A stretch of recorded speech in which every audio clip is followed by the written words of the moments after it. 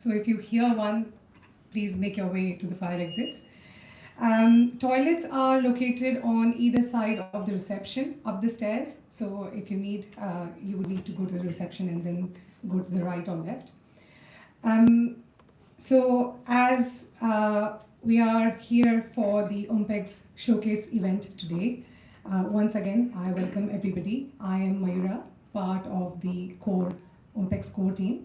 And with me, I have all the other teammates here. Few of them not here today, which is Rajan Shegunchi. He is sent apologies, but we have Raviji, Jay, Abhijit, and the others. I think Ashish, Raj is here. Ashish is outside, and Mahabhire, uh, who is going to be here. I don't see him at the moment. I would like to also welcome our guests. They will be here in a bit. We have Mr. Amol Gogate and Mr. Bhargava Rashik, who is joining us for the fireside chat later today. And may I please welcome Dhananjay Munge, sir. Thank you for joining us today, sir. As I said, we have the camera set up in the middle of the hall. So we have live streaming on YouTube ongoing at the moment. So please be careful around the camera. We also have a networking session after the event. So please hang around and enjoy the snacks and tea that will be served after the formal event is finished. Who all are here for the first time? Amazing. That's fantastic. That's good to see. Many new faces. For those who are here for the first time and our friends who have seen the journey of OMPEG over the last 10 years, so we are celebrating 10 years of OMPEG. And before we move or proceed to the formal event, I would like to talk a bit about OMPEG. OMPEG stands for Overseas Maharashtrian Professionals and Entrepreneurs Group, a community-based business networking group founded in April 2016 by leading influencers and entrepreneurs within UK. The idea was to inculcate a spirit of entrepreneurship within Maharashtrian community, specifically from the UK, to connect professionals and encourage them for entrepreneurship. Managed entirely through voluntary efforts, OMPEG is a membership organization, which means people pay fees here and contribute to the growth and initiatives by OMPEG. There are 200 plus fee-paying members, which include a variety of professionals and entrepreneurs. The membership encompasses entrepreneurs across industries like food, healthcare, AI, finance, IT, and professional services. OMPEG is a powerhouse of diverse talent with community influence and impact. A staggering 40% of membership comprises of women, many first-time entrepreneurs. OMPEG has helped launch at least 25 startups, first-time entrepreneurs, and has facilitated countless business collaborations. OMPEG has collaborated with High Commission of India and many other industry bodies with the idea to inspire many more Maharashtrians to do more in their professions and their businesses. Recently, OMPEG UK was at Zurich, Switzerland, with Honorable Chief Minister of Maharashtra, Shri Devendra Fadnavis. OMPEG's goal has been to raise the profile of UK-based Maharashtrian business leadership, and we are proud to say that OMPEG has successfully done that. If you would like to know more about OMPEG, please visit www.ompeg.org.uk. If you wish to become a member, please speak to any one of us, the team that is present here, and we'll help you get through the membership.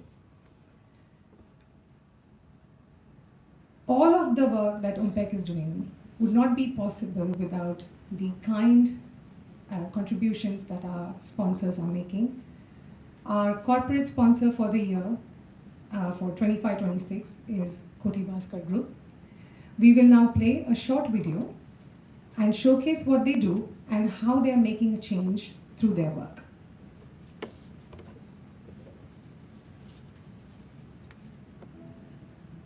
Koti Bhaskar Developers has upheld for more than 42 plus years a legacy built on two principles: unwavering faith and exceptional quality. What began in 1982 is now a legacy of trust. With over 120 projects and 2,200 plus happy customers across Sunny and Pune, our total developed area exceeds 32 plus lakh square feet. Our commitment to uncompromising quality, customer engagement, and innovation has earned us our reputation. We don't just build homes as a trusted choice for redevelopment. We craft living spaces that reflect the dreams and aspirations of our clients, making Koti Bhaskar Developers one of Pune's most respected names in construction and redevelopment. From Prabhat Road, Kothru, Karvinagar, BMCC Road to Varnali and Vijayanagar in Savli. Each project is a landmark in its own. Our iconic project is Koti Bhaskar Business Court in Kothru. What defines us? Homes that feel right the moment you step in.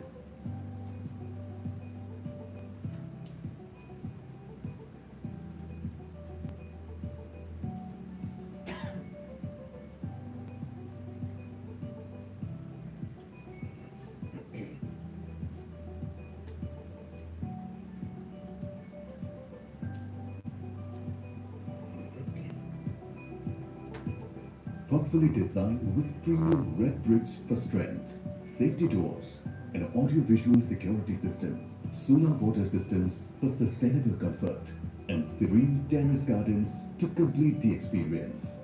Because we don't just build structures, we offer something lasting, a promise of quality, comfort, and a true sense of belonging. मला असं वाटतं की अतिशय दर्जेदार बांधकाम आणि दिलेल्या वेळात पूर्ण करणं ही कोटी भास्कर कन्स्ट्रक्शनची खूप मोठी वैशिष्ट्य आहे. आणि खरंच खूप छान कन्स्ट्रक्शन आहे आणि घरी आलेले प्रत्येक पाहुणे आम्हाला विचारतात की कोणाचं आहे कन्स्ट्रक्शन. सगळ्यांना आमचं घर खूप आवडतं आणि आम्हालाही. We are very happy. Hello, I am Sudhir Avsar and she is my wife Suchitra Avsar. We have recently purchased a flat in Gokulam apartment at Karvinagar, Koth Road. And this is a prime location because it is well connected with Pune City, Bombay Bangalore Highway as well as Solapur Road. The staff was very cooperative and especially about the construction part, construction facilities are excellent. The reliability and promptness of all the team was very admired. One major part is after the flats were handed over, still the maintenance part is taken care of by Koti Bhaskars and their team. Booking the flat with them was the best and we were assured of all the rest. Why choose us? Because at Koti Bhaskar, commitments are our commandments. We serve the community. We believe in agility and efficiency, and we live the dream together. This is the identity we proudly preserved and will continue to. Koti Bhaskar Developers. We build homes that live in hearts.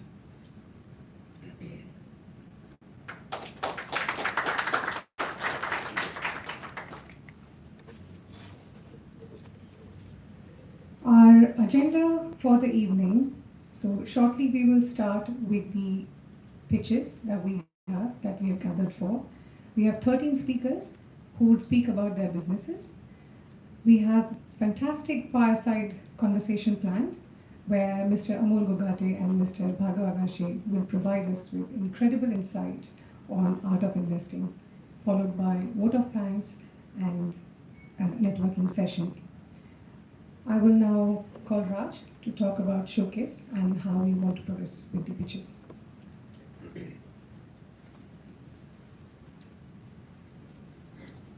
Thank you, Mayura.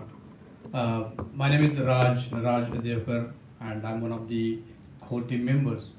And I've taken this slot to talk about the showcase. What I'll be talking about is why this showcase OMPEG organizes the showcases, and also the rules for the showcases, right? So, or the showcase event, the particularly the 5-minute pitches, right? So many of the speakers, I think all of them actually, are running some sort of a venture, some sort of business, some sort of enterprise, right? So can anybody tell me in which part of the business the showcase will fit in? Sorry, will it be like a sales? Will it be like a delivery, or will it be like an operation? What part it would be? Exactly. So marketing. So that is what I wanted to touch. That the marketing is one of the most important areas of any business, and we, like Maharashtrians particularly, are not. I mean, now we are becoming like aware of how important marketing is, and speaking about ourselves. Like in Marathi, there is a saying like स्वतःचं ढोल वाजवणं वगैरे, right. सो आपण थोडंसं कमी पडतो त्याच्यामध्ये, किंवा कमी पडायचो. आणि सो the idea behind this showcase program is to give the opportunity for such a business people, entrepreneurs, to speak about their business, to learn how to present the marketing. Because some people, I mean, even I have used this platform as a kind of a practice stage, right? Practice platform. Because you wouldn't get this opportunity to like speak in front of 100 people, right? Otherwise. So take it as an opportunity to talk about your business. But my advice would be, many of people sitting here would not be your customers. So don't try to sell it to them. Maybe what you can do is market in a way that they can take your message outside. They may know somebody. They may help you to connect with somebody, right? And be kind of specific, perhaps, like I'm a part of a few networking organizations, and one of their advices is, if you're very particular about what do you want, you are likely to get it, right? So the example they give is like, how many red cars you have seen while you are coming here. I mean, you would say, I haven't. I mean, I might have, but you wouldn't. But if somebody tells you that, okay, go and now from here till your house, when you are driving or traveling as a passenger, look for the red cars, and then see how many red cars you will see, and you will suddenly get the idea that how many red cars you are seeing. So being specific helps in the marketing. So one is be specific. Talk about the maybe benefits, right?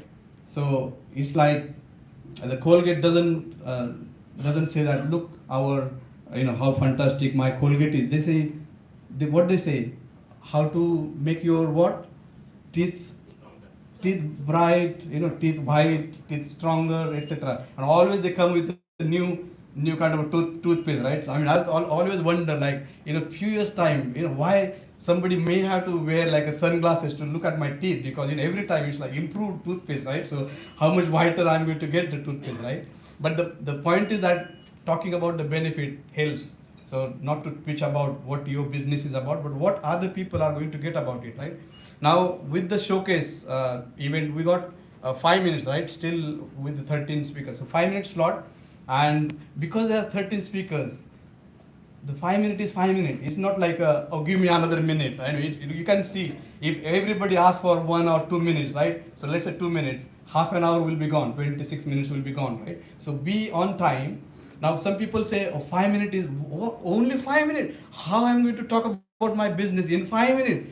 I mean, I'm part of some networking organization. We get like 45 seconds, or in some 60 seconds, right? I mean, Mungle sir will have experiences like, I mean, it's 1 minute is enough time, right, to talk about any meaningful thing, right? And you got 5 minutes, so it's like more than enough time. And I always oppose with the core team, saying 5 minutes is too much. Give them 2 minutes. No. It's like so we are giving 5 minutes, right? And what we got is like, it's not like oh, maybe it's 5 minutes. Actually, we got a 5-minute timer here, okay? So it will start. Now, we are improving now, because you don't have to guess like whether 5 minutes are gone or not. So I'll be sitting there, the iPad will be kept there, and it will like reset to 5 minutes, and it will count down, right? So be respectful. Like maybe I will suggest you to start winding down your pitch by like maybe 20 seconds to the 5 minute. And even if you're if you let's say cross 5 minutes, it will also give a ding, like the iPad ding, like, right? But if that is not audible, I also bell, right? So what I will do is, I will just, so you will get a point, right? And then please do not ask if you can get in a few seconds more, because this is a discipline. You're in business, you're entrepreneurs, and it is discipline. Like if you go to, let's say, Lord Sugar to pitch, or to Dragon's Den to pitch your business idea, right? And they say, okay, you got 2 minutes to pitch. You'll say, oh no, Lord Sugar, please give me 5 minutes. And after 5 minutes, oh, can I get 1 minute more? You wouldn't, right? So 2 minutes means 2 minutes. So if you are specific, if you ask about, if you tell about the benefits, if you ask the audience as if like if they know anybody, don't try to like sell to the audience, and then I think you will be okay with the 5 minutes. Yeah. Now I will hand over to Ashish, who will introduce. I think you've already got the list of the speakers, so you know when your turn will come. And Ashish will. Where is Ashish? Actually, I can't see him. Where is Ashish? He was going to coordinate the next session. So just okay. So who is the first? So I think we'll start with this first speaker, because Ashish was going to announce it. However, it's Alankar Urankar, right? And also you're not speaking, right? No. Rangamanch. Okay. So okay. Yeah. That's what we decided. Oh, okay. 5 No, that's minutes, fine. She can't. Oh, she can't do. Okay, so stage is yours. Yeah. Thank you so much. And I can see the 5 minutes countdown, right? Yeah, you can. Okay. I just don't want to miss anything particularly. But good evening, friends. My name is Alankar Urankar, and I'm part of the core team at Rangamanch UK. In theatre, as what we have heard, right? Timing is everything.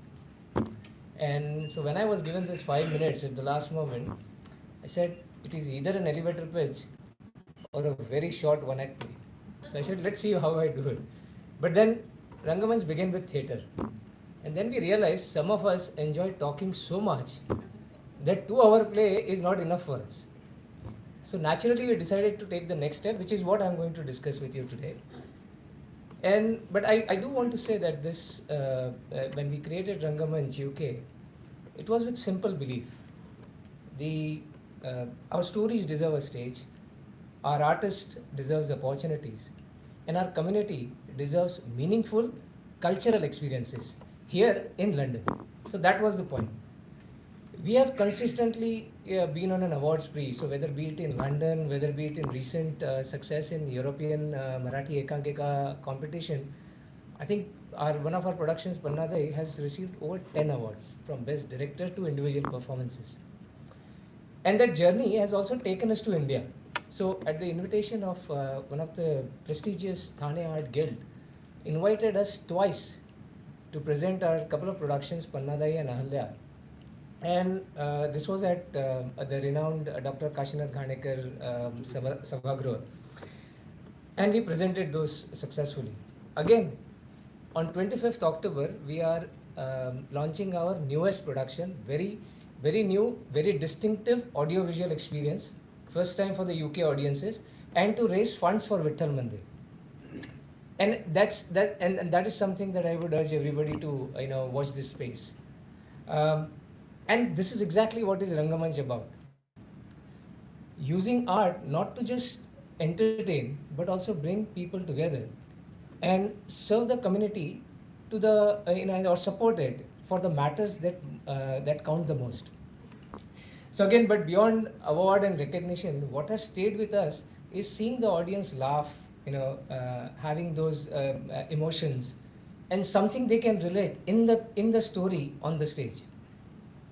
But theatre has one limitation, and that limitation is, the lights come on, the audiences connect, but at the end, the curtain closes. So we started thinking, how do we connect and keep this connection alive for the coming years? And how do we help the next generation actually get connected to our language and culture? And that is what we are trying to do as a new idea. We are launching Rangamanch UK Radio. In the next couple of months, this radio will be live. You can connect from anywhere in the world, so you don't miss anything. Theatre still remains the heart of Rangamanch, but radio will extend its voice. And it will bring stories, artists. We want entrepreneurs to come and have conversations. There will be emerging talents, both established and emerging, so that everybody has an opportunity. And that is why this platform cannot be just built by the core team of Rangamanch. And this is where we want to invite the OMPEG members to come and become the founding patrons of Rangamanch UK Radio. And the patron is not just financial, contribution. It is something that you believe in what we believe as a purpose to achieve. And tonight I'm not asking, by the way, any packages. Yeah, I'm not showcasing those. But please connect with us and share your thoughts, because what we would like to understand is what matters to you, to your business. What does this idea of radio mean to you? And what role you will play meaningfully into this scene. Rangamanch began giving our stories to stage. Radio will give those stories a continuing voice. Because when the curtain closes, the story should not have an end. Thank you so much. Any questions? I'm happy to take. 20 seconds. Yeah. Why radio? Why not a YouTube channel? We will. But we got to take one step at a time. It's been years to bring the name Rangamanch to the today what it is. With 6 different productions, and the 6th one being launched on the 25th of October. So yes, slow and steady, but yet we'll be there. Thank you. Thank you so much.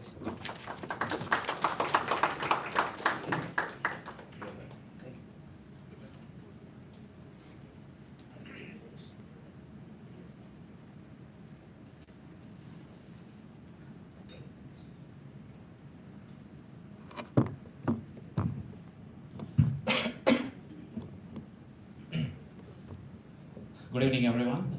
My name is Nilesh. Let me start my pitch with a story, a small story. This is a story of 2 friends who like to do fishing at the same lake on every Saturday. So take example of friend 1, same spot, same rock, same hook. Sometimes he gets the fish, and most of the times he only enjoys the view. Whereas take example of the second friend. This time he decides to do something unusual. He first pulled a map of that lake from the council website. He studied the geology of that entire lake. He understood how the current flows. He understood about the algae formations and whatnot, because he also understands where the ducks are being fed, because where the ducks fed, the small fish follows, and where the small fish follows, the big fish follows. He also understands the algae formations, because algae means nutrition and nutrition means fish. So what is the outcome here? So that second friend ended up going with a cooler with large chunk of the fish, whereas the first friend, he ended up enjoying only the view. Now imagine doing the same activity with tens and thousands of lakes. Is this something possible in a human way? It's a bit difficult, right? So I think this is where the technology comes into the picture, and this is where the AI has now arrived. AI basically help you to extend this, or rather make it 10x faster. Let me put this, or rather let me bind this with the real life scenario. So we've been working with one of our client. They runs a software services company, and they have one product. What it does is, let's say you guys are eating those chips, and behind the chips packet there is the nutritional information. So what their product does is, it scans the packaging label. It gives you information about the visual, textual, and regulatory errors. So how they did differently, and how that resonate with the second friend. So imagine they pulling each and every list that is available on the planet, each and every company that is available on the planet that does the packaging food. Secondly, they understand about how they had any recall in the past. Thirdly, how they had any new regulatory hires or fires. And they just synthesizing all that information real time, and reaching out daily to the prospects. And you may imagine, like, AI looks good, these use cases looks good, but what is the tangible outcome here? So the outcome is also fascinating, equally fascinating. they have been already onboarded clients like Racket. They have been already onboarded clients like Cipla. They have been in touch with different more clients like Nestle and whatnot. So that is the power of doing an outbound. That is the power of doing a smart outbound with technology. And that's what we do at Prospect Plus. We help you to find your next ideal customer with the help of smart technology. So, if you like to be that first guy who wants to do a fishing, but at the same time enjoy the view, good luck, enjoy the view. But if you are in the second category, or if you're looking ahead at the second category, a second person, where you not only would like to know where is your next customer, but you also have equipped with those hooks to fetch those customers, I think I'll be happy to talk to you after this session. All right, any questions? Yeah, I've got a question, Nilesh. Yeah. Oh, okay, yeah. Is there any AI embedded into your platform in terms of prospecting and how you get intelligence and how you help your prospects? Yeah, that's a good question. So it's all about so every company leaves some sort of footprint online, right? And they leave the footprint in the form of the LinkedIn post, their founder is posting something, their website, their blogs and everything. And many people don't realize that this is gold. Like you can literally, or rather you can go beyond that. You can fetch their information from the company house. If it's a public limited company, you can fetch their publicly available documents. And there is a gold sitting inside those documents. You can synthesize that information and have meaningful outreach. An outreach that people would really want, or other people would really care, and people would really respond. Thank you. Yeah, all right, thank you. Thank you, Nilesh. Can I now invite Mayura Samdekar and Renuka Fatkion to present their showcase, please?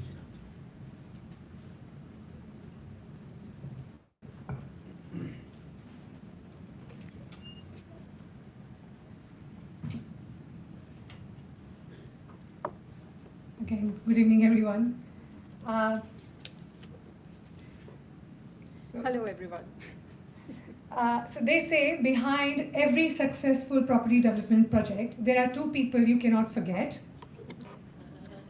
Yes, and I'm the one, and I help you get you the money to buy the property or to get onto the property ladder or help you with your mortgage needs as per your requirements. So you need a property mortgage advisor and a property designer. I make sure you don't regret how you spend the money she gets. So I'm Mayura Chandekar. I run my architecture practice, Mayura Chandekar Architecture Plus Spaces, called MCAPS. And I've been running architecture interior design practice in central London. I have worked in the industry for last 20 years. First with big companies working on multi-million projects, and now last 12 years running my own practice.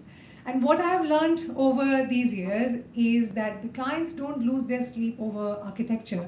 They lose their sleep over all the other things that come with that. So planning permissions, building regulations, getting the right contractor, managing costs, managing timely completion of the projects, making decision on their luxurious interiors, all of this, loads of decisions that they have to make through this process. And this is why I created MCAPS Global as an end-to-end service provider. We take care of the entire process. We don't just do the drawings, we take care of the full process. We are working behind the scenes, managing the project, while the clients can enjoy the creative process for their homes or their developments. Our clients would then have one point of contact, one team, and they are able to be at peace. The current projects we are working on, some of them I would like to highlight. We have just completed a store, cosmetic store in Covent Garden, their branch in Canary Wharf. We are working on mixed-use residential projects in Bromley and Epsom, ranging from 10 to 31 flats.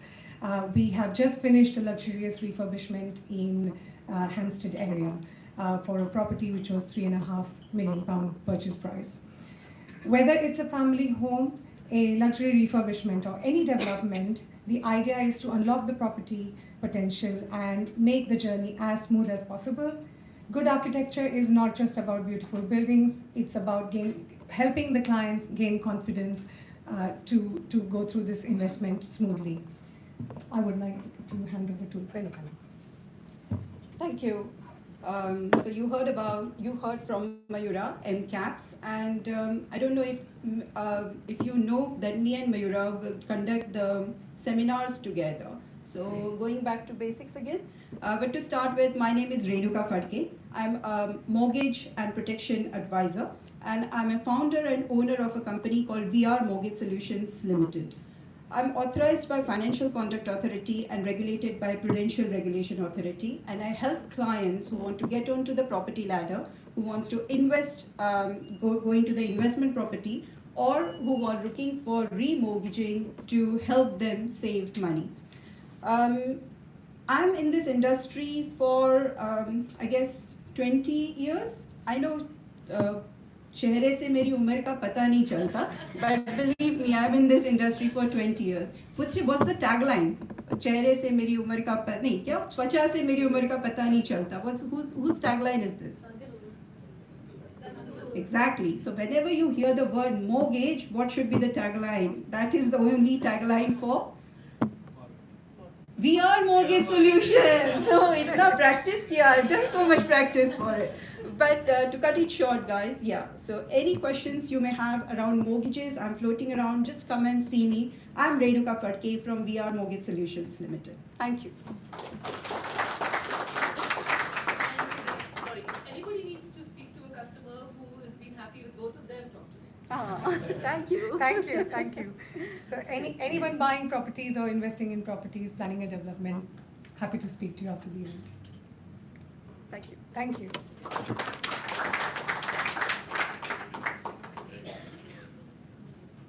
Can we now have Santosh Karwar, please?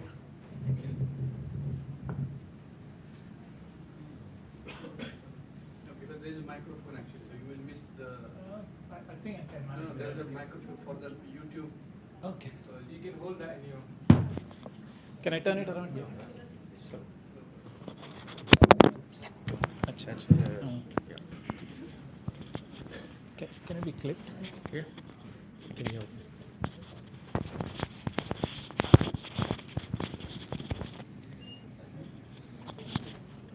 Thank you. नमस्ते, माझं नाव संतोष किरवे. मी तुम्हाला एक प्रश्न विचारतो. How many of you drive any vehicle, car, motorcycle, aeroplane?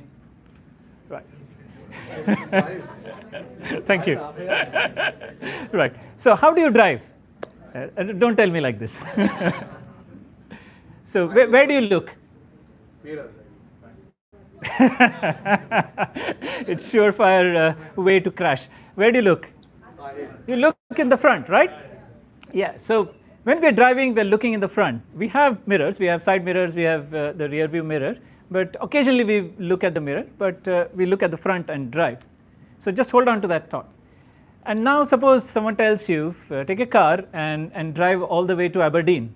It's a good 9-hour drive, 500 plus miles. Now, if you are driving alone, how would you feel? It's pretty boring, isn't it? Very tough.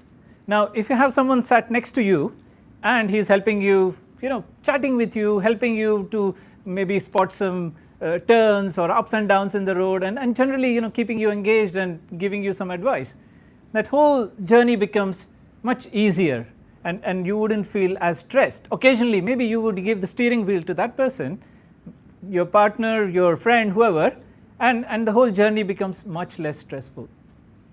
Now, when you apply this analogy to business, and if you look at big businesses, they always have a CEO and a CFO. But when it comes to SMEs, I find that SMEs, you just have one person who is sharing all the burden. He is, he is the salesperson, he is the HR person, he is managing the finances. And so, it's a very stressful job. Now, I run a company called Interact Finance Partners, and what I do is I am your fractional CFO finance director. I help small businesses be their navigator, sit alongside them. Now, I know that you would say, oh, we have a bookkeeper, we have an accountant. Yes, but they are your rear view mirrors. They're going to tell you what happened in the past, not something what's going to happen in future. What is your ROI in, let's say you are looking at a marketing investment for 20K, how long will it take? Does the company have the cash flow to give you that chance to invest? Now, all those things are something which is more forward looking. So I help businesses look at the future, give you that long term view, look at what is the impact, what is the forecast, business forecast for the next year, next 2 years, what is your cash flow situation. And this is really important. So if you are looking to raise funds, you can't just go to a bank and say this is what I did in the last 3 years. The bank is going to ask you what are your financial projections. If you go to an investor, they want to look what is your business plan. So that is something which I do. So think of me as your partner, as someone who can help you, give you that senior finance advice to look beyond your numbers. Now with no disrespect to accountants, obviously Akshay is not here, but he's a good friend of mine. Yeah, he would give you, he's probably an exception, but most bookkeepers and accountants will only tell you what has happened in the past. Posting your ledger entries and yes, you did well, but you need to know beyond that. What is your customer profitability? Who are your profitable customers? Which region is giving you more profit? Where should you concentrate? Should you hire a sales director? What happens to your cash flow? Can your business afford it? So all these questions, you need someone like me who is your fractional finance director. Now the reason I say fractional, because SMEs cannot afford a full-time FD or a CFO. So I work pretty flexibly on an hourly basis, on a day rate or whatever you need, as you need. It could be for projects or it could be for your routine assignments, and help your business grow. I also help SMEs acquire businesses, so I'm also M&A advisor for whether it's acquiring new businesses and growing, or if you're at the end of your entrepreneur journey, to sell your business, to exit. So that's me, Santosh Kirve, Interact Finance Partners. I'll just end with a couple of lines from Hame Rahi Pyar Ke. यूं ही cut जाएगा सफ़र साथ चलने से, कि मंजिल आएगी नज़र साथ चलने से. Thank you. Thank you, Santosh. Can I now invite Renuka Fatke and Vijay Patkar from VR Food, please?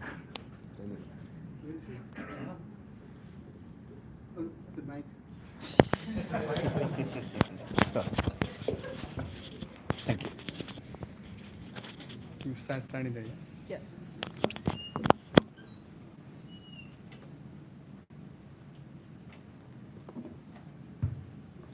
Hello everyone, I'm back again. So what's the tagline? First time buyers, remortgage? Yeah. Exactly. So you don't have that selective amnesia. Well done. And I have done my job good in that 2 minutes time. But jokes apart, as you know, I'm a mortgage advisor. That's my day job. And I help you buying your dream home complete on remortgages. But you know what they say? After every mortgage completion, you need to celebrate. Of course, yay.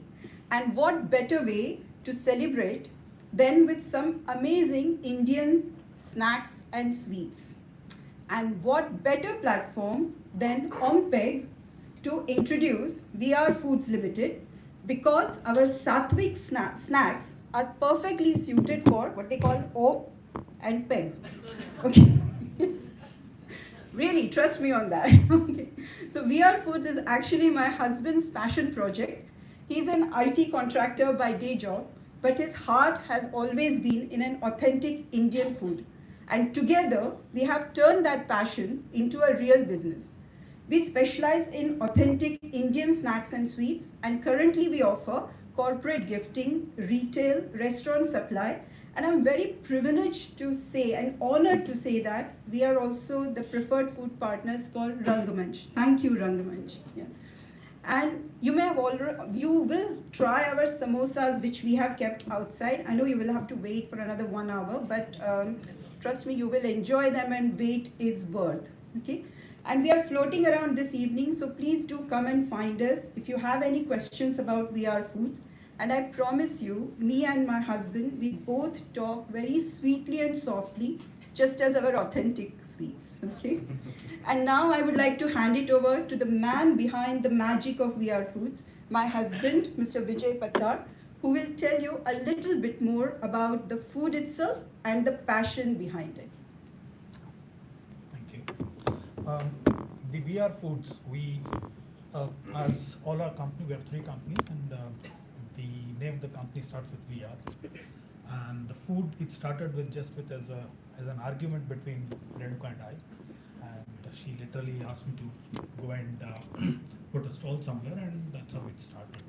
And now we supply food, and it's not just supplying the food, but also the aim is to create that experience to the people who are having the food.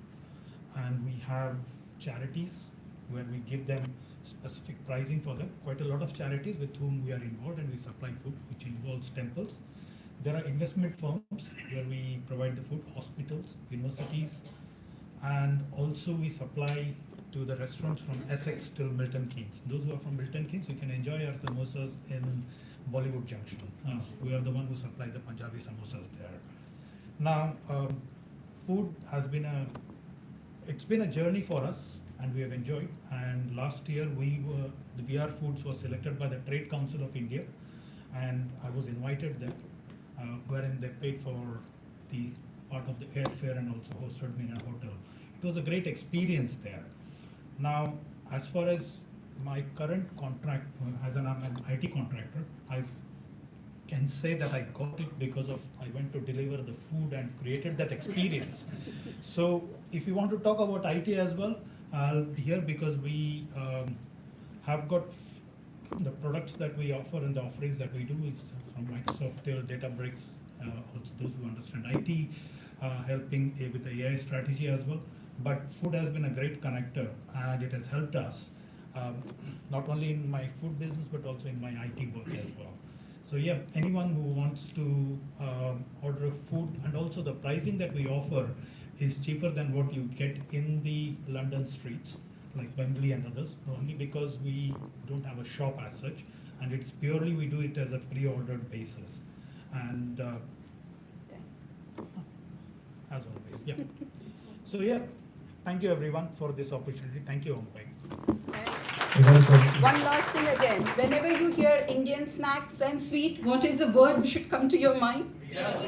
Exactly. First time buyer remortgages? Yeah. Thank you. Thank you. Can I ask you a question, Renuka? Yeah, when mortgage rates are dropping. To your right. We'll have 1-to-1. So, do you also supply up and down the country, or do we have to come and pick up foods for parties or occasions? We deliver. You deliver as well. Brilliant. Beyond Thank you. samosas, what do you deliver? I love my samosa. I'm a samosa connoisseur. Okay, we have Shrikhand, that is one of our major selling products, and then Kaju Katli, Kaju rolls, a lot of sweets, and also we do. Sorry. So because there was a question that was asked, so we can talk about it. Now from a yummy showcase to a techie one, can I please invite Shailesh Narvekar?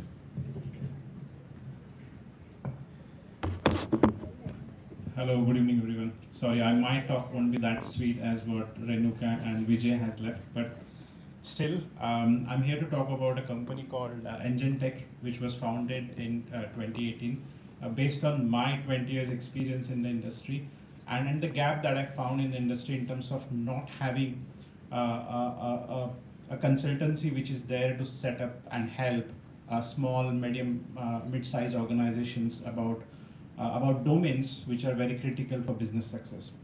I'll just put one question to this audience, right? I hope all of you believe that AI is rapidly changing the world around us, right? And it is evolving and moving at the pace with which it's very difficult for organizations to adapt that change. And I think this is where Engine Tech comes for a help. We are focused on 5 domains, data and AI being the prime. And with these 2 domains, we help companies transform their existing landscape. We'll help them adopt the change that they're trying to drive, typically a very digital transformation. We are partners with 5 strong technology companies, Microsoft being one, AWS, Informatica, Snowflake, and industrial IoT platform called Inductive Automation. Call for this audience is, I think even Raj also spoke about that. I'm not trying to pitch here what Engine Tech offers here, but I think the call to this audience is if you are working for any small or medium organizations, if you see an opportunity for digital transformation that needs to be laid using data and AI, complemented by cloud computing, IoT, or automation, please do reach out to me. In terms of the USPs or the strength, I would say that, of course, me and my wife Padmaja, who are partners and directors on the company, we have presence back in India, a very typical offshore delivery model in terms of having a team and the work being delivered from India. I've got presence in Pune and Kolhapur, to be very precise, and also have presence in East Coast US in terms of my co-founder for my company back in India, my brother, who's based in New Jersey. All of us have spent 2.5 decades in the industry, so I have solid experience in terms of delivering the projects and understanding the domain. That's us, but I'm happy to answer any questions. Yeah. Any specific domain area, like will it be finance or HR, anything, any specific domain? Not really, but I think I have had experience of working in all industry verticals. See, the domains like data, cloud, IoT, AML, and automation, they're all industry agnostic. Especially working for telecom domain for last 15 years, I have easily managed to work across industry vertical and still deliver data transformation using AI or using automation or using cloud computing. So industry vertical doesn't matter. What we typically do is we work with the subject matter experts in specific domains. To give an example for HR, my last stint at ABB was driving an HR transformation. So I won't call myself an HR expert, but still I was managing their data strategy, helping implement them, transition or migrating their data from SAP to Workday. So industry vertical doesn't matter. We are work with any industry, but to start with, I'm actually focusing on 5 industry verticals: manufacturing, utilities, banking, and pharma. That's because we have had core experience of helping those customers drive successful digital transformation. I've still got 50 minutes. Any questions? But happy to talk. Yeah. 50 seconds. Sorry, 50 seconds. But any questions? My stall is there. If you want to reach out to me, customer.success@enginetech.com. But happy to catch up offline with anyone of you if you have any questions. Thank you. That's me. Thank you, Shailesh. Can I now have Shraddha?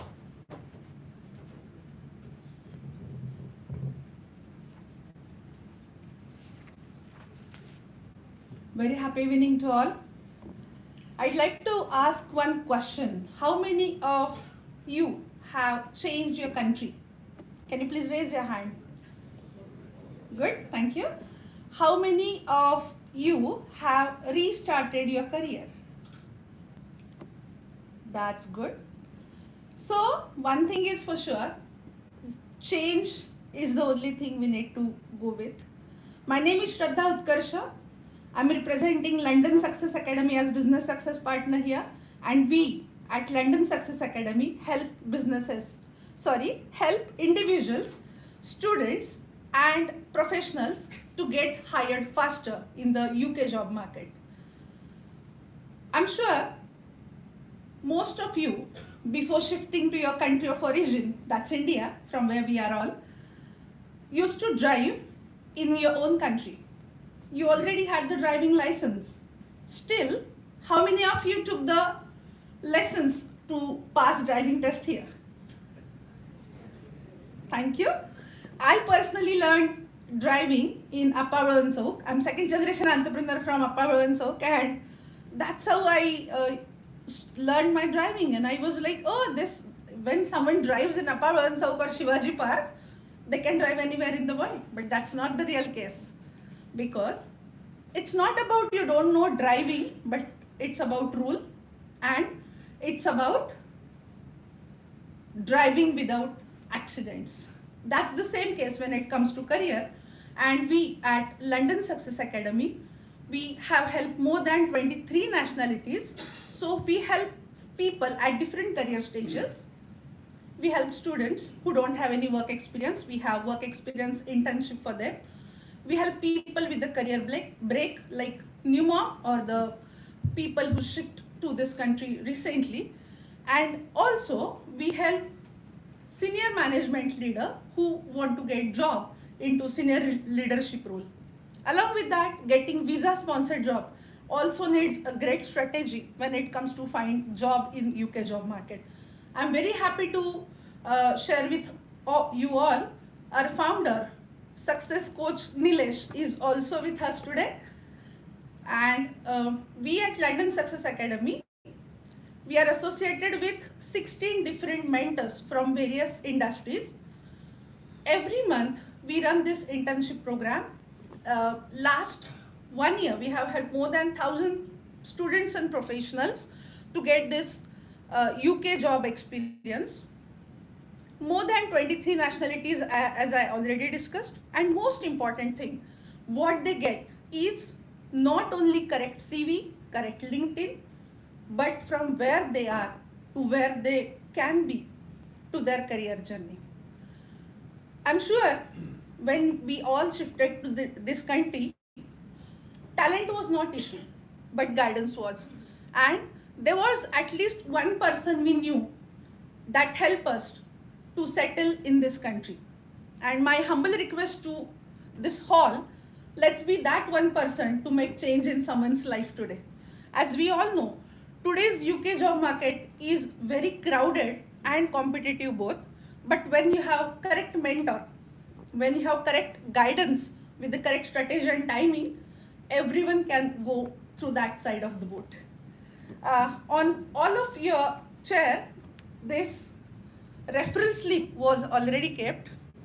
I request all of you to be that one kind person, either to your family friend, to your cousin, to your spouse, to your friend, to your neighbor, to a social person or community person in your group. So I'll request all of you to take pen and paper out and fill this referral slip and to help people. At London Success Academy, how we are different, it's people may succeed in finding their job without mentor, but they surely get successful when there is a right mentor they find to get their job. And literally, I'm very proud to share with all of you along with our founder here that we have 100% success rate. When people come to us, they surely get job from 2 weeks to 4 months.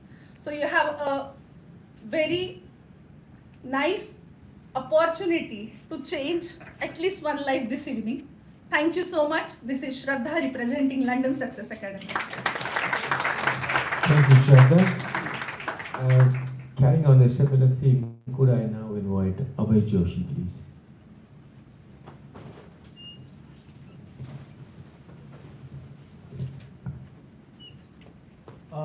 Everyone was saying good evening, so I was confused, but I'm going to say good afternoon. I hope I'm in the correct time zone. So I don't need to introduce myself. I'm Abhay Joshi. I'm a hardcore teacher by my heart, so I always like to ask questions, and when I get an opportunity in front of so many people, I'm always like, yes, I'm going to do this today. So first of all, those of you who have children going to school at this point of time, please raise your hands. Okay, quite a few, great. Now, Ravi, are you sure?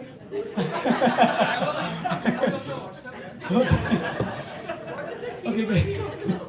So now the questions that I'm going to ask, 3 more questions I'm going to ask for those who raise their hands, but at the same time, others who are also there in the audience are free to answer those questions, and whoever gets the right answer, I just pulled a mystery box here. You can come and contact me later to get your free mystery gift from Elephant Connect. Right. So we are all obsessed with grammar schools. So how many of you believe that grammar school is the only way to get into the top university in the UK? Please raise your hands. Okay, just one? Are you sure? Because we are all obsessed. Never mind, everyone else can collect the mystery gift from me then. Dr. Bhile. Next question. What factors are taken into account when the university chooses a candidate for giving a conditional offer, particularly for the school medicine course? 1, predicted grades, personal statements, entrance exam, and MMLs. Is it just the first one, second one, third one, fourth one, or any combination, or all of them? All of them. Everyone is really knowledgeable here. That's great. And finally, what is the UCAT exam for? Raise your hands who have said medical. Yeah. They are eligible for our mystery gift. Thank you so much for answering these questions. And the reason I thought I should ask these questions is because at Elephant Connect we keep on getting inquiries, questions from various parents having not only these questions but various questions about, it could be what subjects we should be choosing for my child, etc., etc.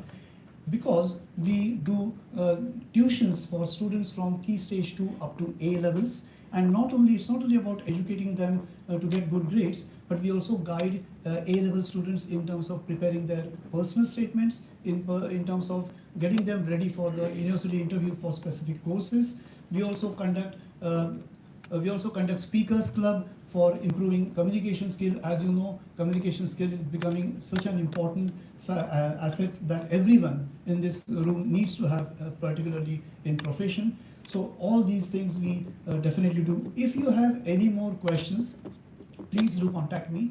And of course, those who have answered the correct question, given correct answers, the mystery box is in front of you. It won't be left there. It will be with me. Please meet me. And thank you very much for the audience. Any questions right now? I can see I did about 1.5 minutes. Yes. Do you also support overseas students for education? Overseas students for? Who want to come to the UK for education? Yes, we can guide them in terms of what the process is and help them on that, yes. Like, what makes your tutoring company stand out? What makes your tutoring part stand out compared to other competitors? In terms of what we do, or? Stand out. Okay. In terms of how are we different from other? Okay. So we are an organization, we are a professional organization. We have 70+ tutors working with us. We have successfully tutored 1,000+ students till now, of which from A-level students, 99% of the students got into the university of their choice. So we have a very positive, high track record, because we only select tutors who are of the best quality and who can deliver what we believe is to be given to the students. Yeah? Are your tutors based in India or are they from? They are all local. We take tutors locally only from the UK, because they have to be enhanced DBS check, and that is not practically possible if the tutors are outside. There is a process, but it is not very easily feasible. And the advantage of taking tutors based in UK is they have full knowledge of UK education. They know exactly how the examinations are run, what sort of answers are expected, etc. Thank you. I think my time is up. If you have any more questions, can you connect with me later? Quick testimonial. I was tutored by Elephant Connect. Oh, yeah. Thank you, Ray. Now from flying high in careers to actually flying high in the sky, can I invite Rahul Godak, please?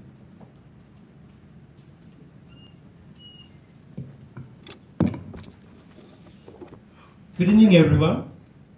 It's an absolute pleasure to be here among so many entrepreneurs, business owners, and professionals. As a business owner, we all invest a great deal of time discussing about strategy, finance, marketing, and growth. But today, I would like to talk about something that quietly influences all of them: travel. Business travel is often seen as an operational expense. I can see differently. I believe business travel is an investment in relationship. It is the meeting that wins clients, the conference that spark a new ideas, the factory visit that improves the quality, that negotiations that opens the new ventures. When the business travels goes well, nobody notices. when it goes wrong, everyone feels it. A delayed flight can mean a missed contract, a visa delay and postpone an important project. A hotel issue can affect the performance of an executive before critical meetings. After spending 25 years in travel industry, I work with airline partners, travel management organization, corporate clients across India and UK. And I learned one simple thing. Business travels don't need someone to book flight tickets. They need someone to remove uncertainty. At Best Choice Travel, we don't see ourselves as a travel agency. We see ourselves as an extension of your business.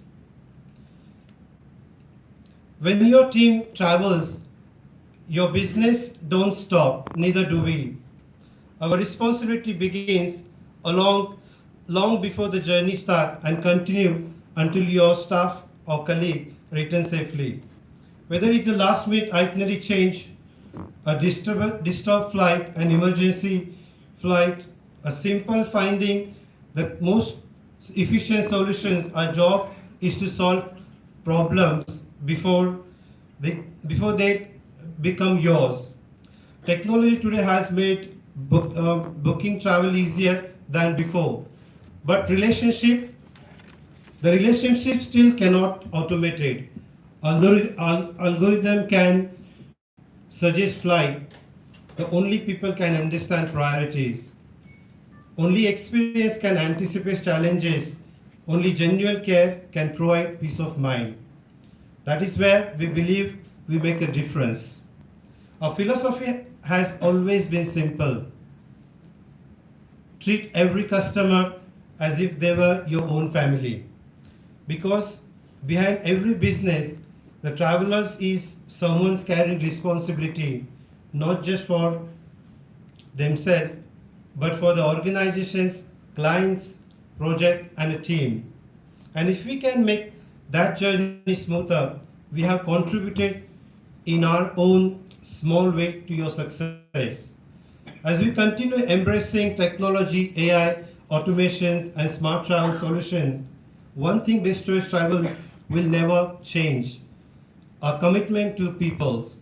Because the technology should enhance experience and never replace it. I would like to leave you with one final thought. Business grows because of trust, partnership grows because of trust, and every successful journey begins with trust.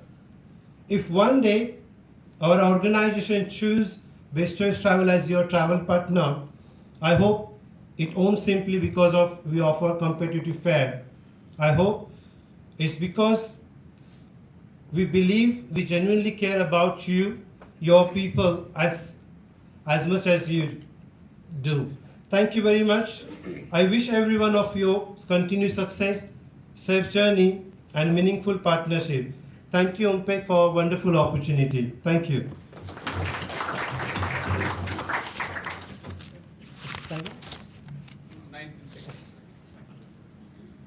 Thank you, Rao. And now moving on from travel to tech, I would like to invite Sumit Ganawkar, please. Thank you. Thank you. Okay. Hello, everyone. Good evening. So myself, Sumit Ganawkar, and I am representing here We Create Tech Global today. So first of all, thank you, OMPEG. So first of all, thank you, OMPEG team. So I think I'm speaking here second time today. So last time winter showcase and summer. So yeah, good. So we just started our journey last year only as a We Create. So very simple vision to help the businesses and community organization to embrace digital transformation. So I'm not going to talk about what are the services, but I just wanted to say or share 1 year what we achieved. And I think we started with a small project, SVRT UK. I hope everyone, सगळे मराठी लोकांना माहितीच आहे, Shri Vitthal Rukmini temple so we just started with a simple website, but then I hope everyone जसं तुम्ही ढोल म्हटलंय, so वाद्यमहोत्सव is the one of the biggest event. So we create digital marketing partner for whole event, and definitely now everyone witness this world record history. And another second is this year marked another important milestone for us. We partner with one of the well-known biggest organization where we are managing more than 20 websites. So this is not just a AMC project, but we believe as a proactive approach. So that's why we developed our own website health monitoring dashboard. So all the website as a business owner can be monitored in a single dashboard. You can check on your phone, tab, or on your laptop. So basically, so yes, as I said, like which continuously monitors the health and performance of every website under one care. Instead of waiting for client to report problems, we monitor uptime, website performance, SSL certificate, security, backups, overall website health. So potential issue are identified and addressed before affecting any business. Because today prevention is always better than emergency fixes. So yeah, so definitely happy to connect. Let's connect, collaborate, and grow together. So thank you everyone, and once again thank you. Any questions from anyone? I think I'm finished. So okay, thank you.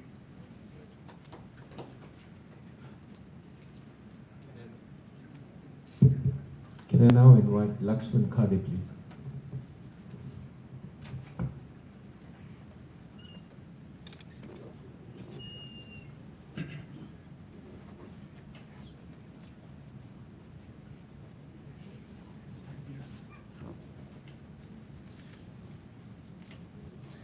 Hello, good evening everyone.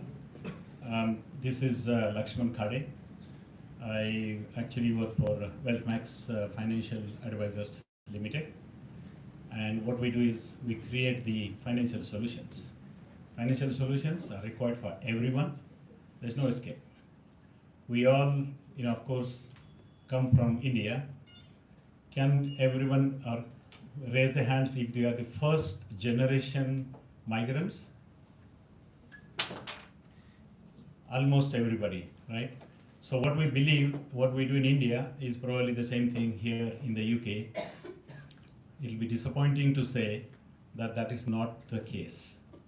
You need to be mindful of what the law, what the regulations, that are prevailing in this particular country.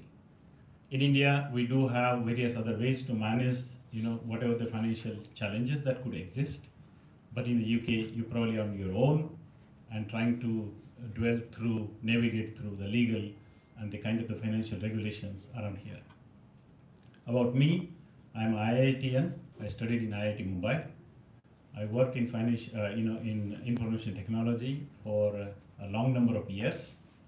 I worked with TCS, Tata Consulting Services, and then various other IT organizations, including SAP and as well as CSC, DXC combination.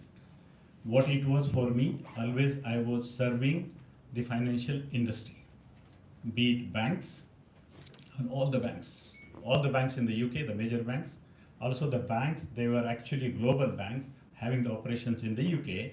So whether it's the Citi, JPM, or even any African or Chinese, any other combination.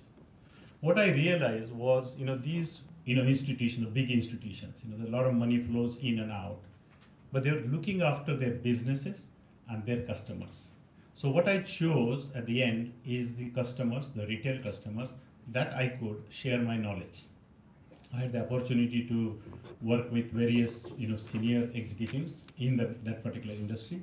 Also in the ITs, I did have the one opportunity to meet with Mr. Ratan Tata one-on-one, and with the blessings that he kind of gave to me when I was head of the TCS London operations. So there's a lot that is actually available. My point is, and my clientele actually included Bank of England, London Stock Exchange, and name every financial institutions. What I believe is there is a lot that one need to do in advance. Do it proactively. Don't do reactively. When you say proactively, think about where we are, what actually solution is required for us. I can provide you some guidance and help around. Life is precious, right? Family is very, very important to us, and they are actually close to our heart. Assets, that you build, purchase, are key to your survival. Don't ignore, how, these things could happen to somebody that you would have thought about protecting them in some way. Renuka talked about a mortgage. You're creating a liability, so you need to protect that, right? Family person, single person becomes double person, that's actually need to protect it. Children, family, everything, assets.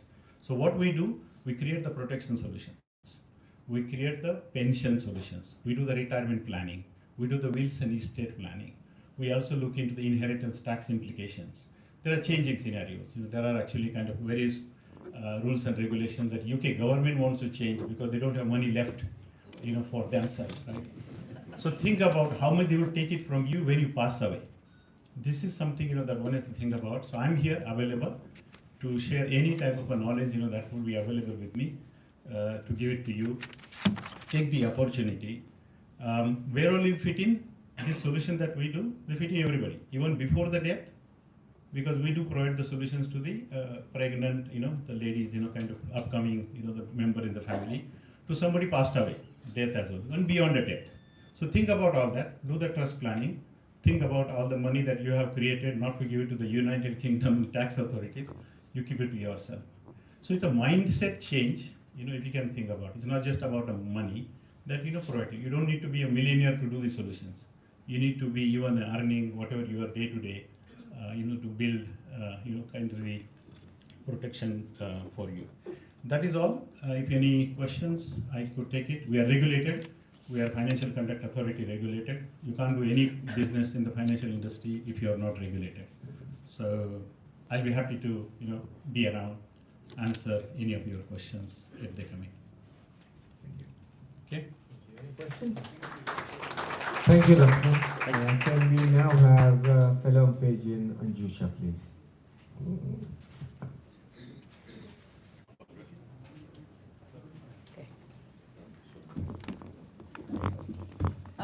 Ganesha, one of the most strongest emotions, and with those emotions there are countless stories. The stories would be so delicate that it connects us every day. When we are approached, we get to hear, we want to keep Ganesha because I'm not having a job, I'm suffering. I want to get married. My son wants to have a baby. I'm going to buy a house. And imagine these emotions. These emotions are so strong that it gives us just 0.1% to go wrong. Because when such person books that Ganesha with you, we don't have any option but to see that we deliver to his commitments and what he expects from us. And when we speak about Ganesha, nobody took it seriously. It was just one another business in India and across the globe.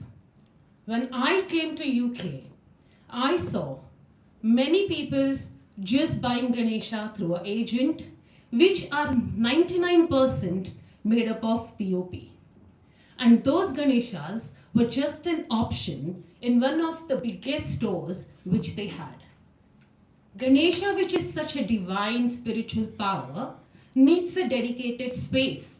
But what we see around on the streets of UK, any general store, any departmental store, just removing that stock and keeping Ganesha as a seasonal business. That's where Vignaharta Ganesha came in force. We wanted to create something that had a structure, a meaning, and yet a spiritual element. So we created the most customized personal experience in the field of Ganesha idols. Not just we sell This is a 12-month journey for us. My karigars in paint, these are 70 to 80-year-old experienced karigars from the traditional Gao of paint, which is now, it's known across the globe. They start designing our murtis from the month of November.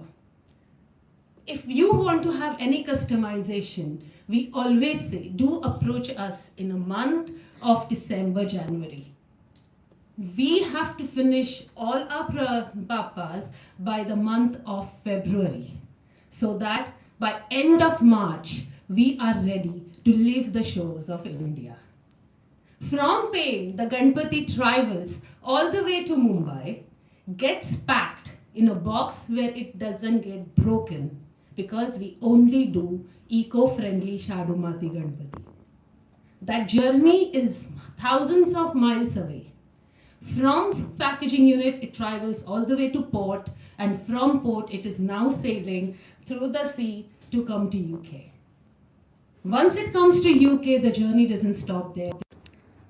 We created one of the biggest stores out of India, perhaps in the world, where we are the first D2C selling 500 Ganeshas in UK under one roof. And I'm so proud because I am the Maharashtrian girl who was able to do it. And this is not easy to have 500 eco-friendly Ganeshas from 6 inches to 2 feet. And directly connecting to each and every devotee who comes to us. We have created one of the seamless websites, vignahartaganesha.co.uk. I would request you to please go and at least experience the joy of going through those beautiful murtis, to see the intricate designs, the eyes that talk to you. Even the website could give you the feeling of spirituality. And I just wanted to say thank you for listening so patiently. We have created something nobody else has created so far in the world of eco-friendly Ganesh idols. Vignaharta Ganesha, in less than 3 years, has become the #1 brand in UK, supported by thousands of devotees. Let's keep going with this journey, and I'm so grateful standing here. Thank you so much. My name is Anjusha Sarvane, and I'm the founder of Vignaharta Ganesha. Please do follow us on Instagram for more updates. And I'm here floating around, and I'm happy to have a word. Ganpati Bappa! Thank you, Abhishek. Can we now invite Bhushan Bhalera, please?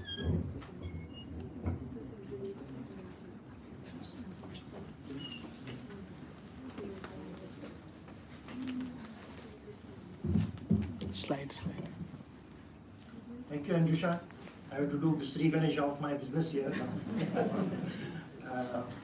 Thank you, OMPEG, for giving this opportunity. It was last minute when I requested.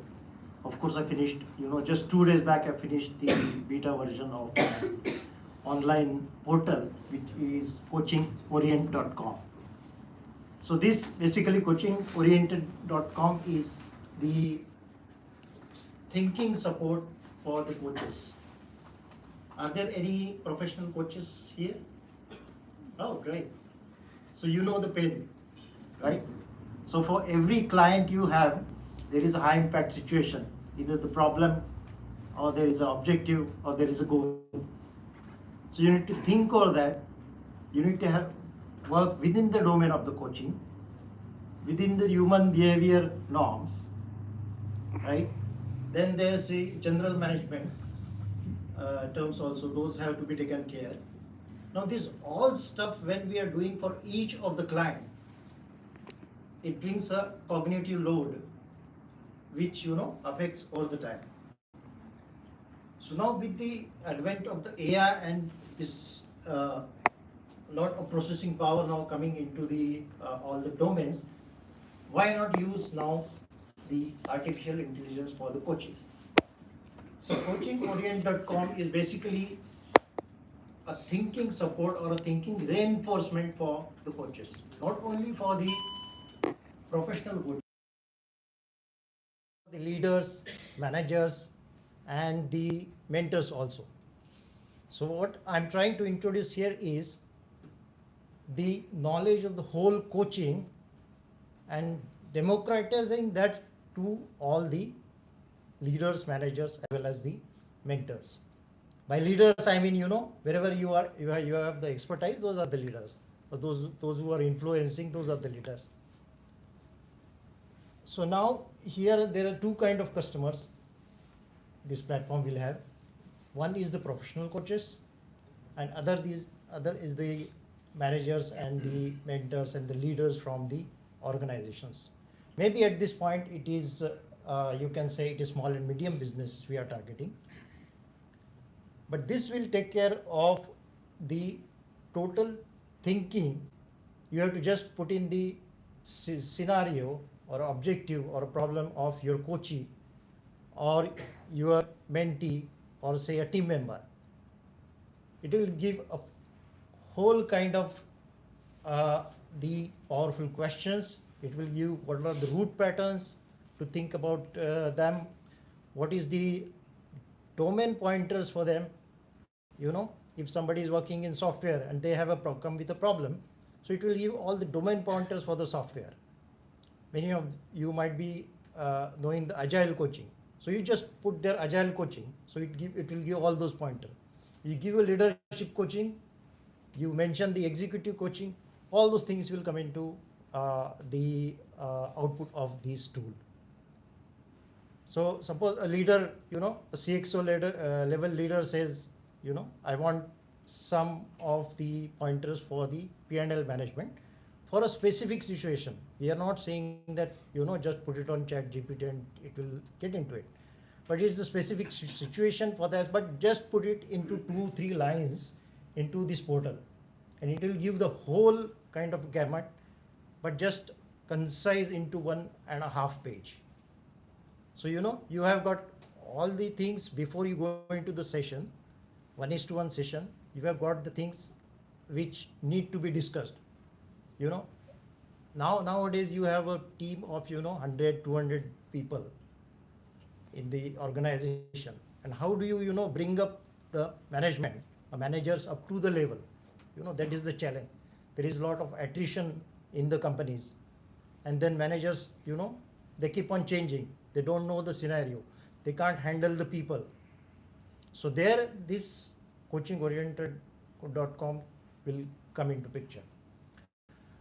Now, this has got also the feature of a library. When you put the situation and then you do this 1:1, let's say 1 week or 2 weeks later, you can just pick up the same situation and then put the latest kind of a scenario there. It will give all the historical, considering all the historical things, it will give the output which you can again then use. So all 1:1s will be stored in a particular account. So now it is available as a beta version. Try it for free, please. And my request is propagate this message to as many people as possible, to the coaches also, and into the organizations also. So try it and let me know the feedback. And if you find it useful, please subscribe to it. It is at a minimum discount at this point, only especially for the OMPEG. Thank you. Thank you, Pooja. I'd like to invite my colleague. Any question, please? Mayura. Time is up. Thank you. You can take that afterwards during the networking break. Could I invite Mayura, please?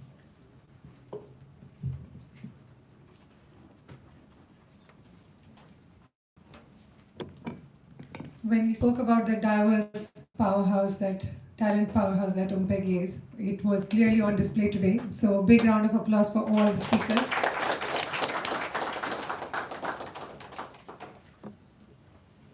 Before we move on to the next section of the awaited fireside chat, may I please welcome Mr. Amol Gupte and Mr. Bhargav Agashe, our guests. I will do a quick introduction. I will start with Mr. Amol. Mr. Amol Gupte has over 2 decades of experience as an analyst and portfolio manager across Carmignac, Capital Group, also known as American Funds, Blackstone, Private Equity, and McKinsey & Co. He graduated with gold medal from IIT Bombay and later completed his MBA from Harvard Business School. Funds managed by Mr. Amol, focusing on emerging markets and Asia, have generated returns of well over 500 basis points, that is 5% more every year ahead of their benchmark. Welcome, Mr. Amol. Our second guest, Mr. Bhargav Agashe. Over 25 years of industry experience, mainly in financial industry, and for a short period in software development. He has lived in 3 countries, including Japan, and now in London for last 10 years. He holds an MBA in International Management in Finance from International University of Japan and undergraduate degree in Electrical Engineering. Welcome, Mr. Agashe. May I please invite both of you on stage to start the fireside chat.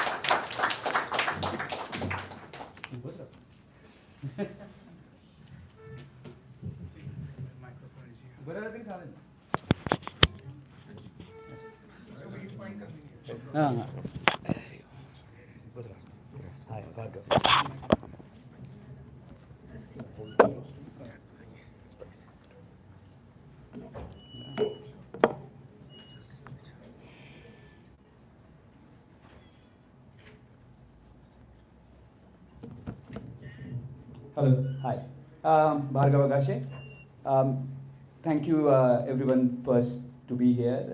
I know it's a busy Saturday. सगळ्यांचं ऐकून आता खूपच छान वाटलं सो थोडं pressure आलं की पहिला फायर साईट म्हणजे अमोलला नाही मला आलं एक शो ऑफ हँड्स किती लोक sorry how many of us are into active investing How many of us have a standardized process to that objective of investing? And how many of us think that it's become rather noisy these days in terms of the amount of inputs which hit us every day? Excellent. Fine. So we just wanted to get a sense around where the listeners are today in terms of their own understanding of these topics. A little bit of context. Amol and I, so Amol comes to city often and then we go for long walks. He's from Mumbai, I'm from Pune, so Punekar Mumbaikar आम्हाला वाटतं की आम्हाला सगळं माहिती आहे किंवा माहीत नसेल तर अशी लोकं माहिती आहेत ज्यांना ते माहिती आहे आणि सगळ्या गोष्टींबद्दल मतं वगैरे आहेत आणि रेडी टू अडॉप्ट वगैरे so we talk about a lot of things मध्यंतरी गप्पा झाल्या होत्या याच्यावरती की आणि one of the quotes and I think it's rather philosophical and it kind of was referred in some of the previous presentations की what is capital? Capital is distilled labor in some sense, right? And labor in a very broad, meaningful way. All of us really work hard, work on weekends, take late night calls. It's everybody's story. And we do it year and over again. So what's the net outcome? Other than obviously your well-being and good things which you do to your family, it's capital. And capital can compound, also capital can erode. Hence a conscious process of what you do about that capital, talking about it. Khade सरांच्या ह्याच्यात पण थोडासा उल्लेख होताच आता सो that consciousness, that rigor, that discipline, learning from experts, we have one of those with us today, would be beneficial for society and the network as a whole. So this is our sort of why we are here, what we want to achieve. I also want to put a disclaimer, we are here fully in personal capacity. There is no professional representation of any sort, at least on my part. I think Amol is now his own professional, so it's probably more easy for him. So with that, I think I will just move on. I'll hand it over to Amol. So Amol, let's start. There are three. We want to divide this into 3 main sections. First, about some principles, first principles, values, putting some framework around how Amol looks at investing. Second, some macro themes, mega trends. I know everybody's talking about it, but from his lens, how he looks at those. And thirdly, something more practical now and here, what does it mean for each one of us? Karma, let's get starting kind of thing. So we'll split it into 3. I think we have around 10 to 12 questions, but I might cut it short to 6 to 7 and open it up for everybody to converse with Amol. So Amol, first question. तू करतोस काय exactly like हे सगळं ठीक आहे 500 basis point वगैरे वगैरे वगैरे म्हणजे तर 500 बेसिस पॉईंट कशावर इथपासून सुरुवात करायची होय पण please explain your approach what do you do, what have you been doing for the last 20 years? That is a tough question.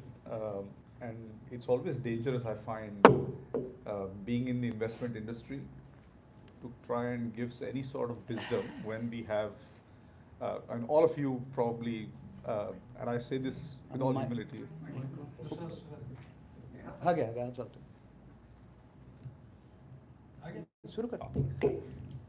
I'm saying, I say this with all humility that, I'm always a bit careful when I want to appear as if I'm giving any sort of wisdom on investing.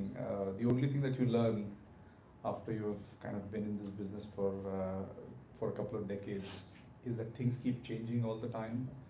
Things we thought we knew 20 years ago changed very soon. So all that you are going to hear is probably just my perspective,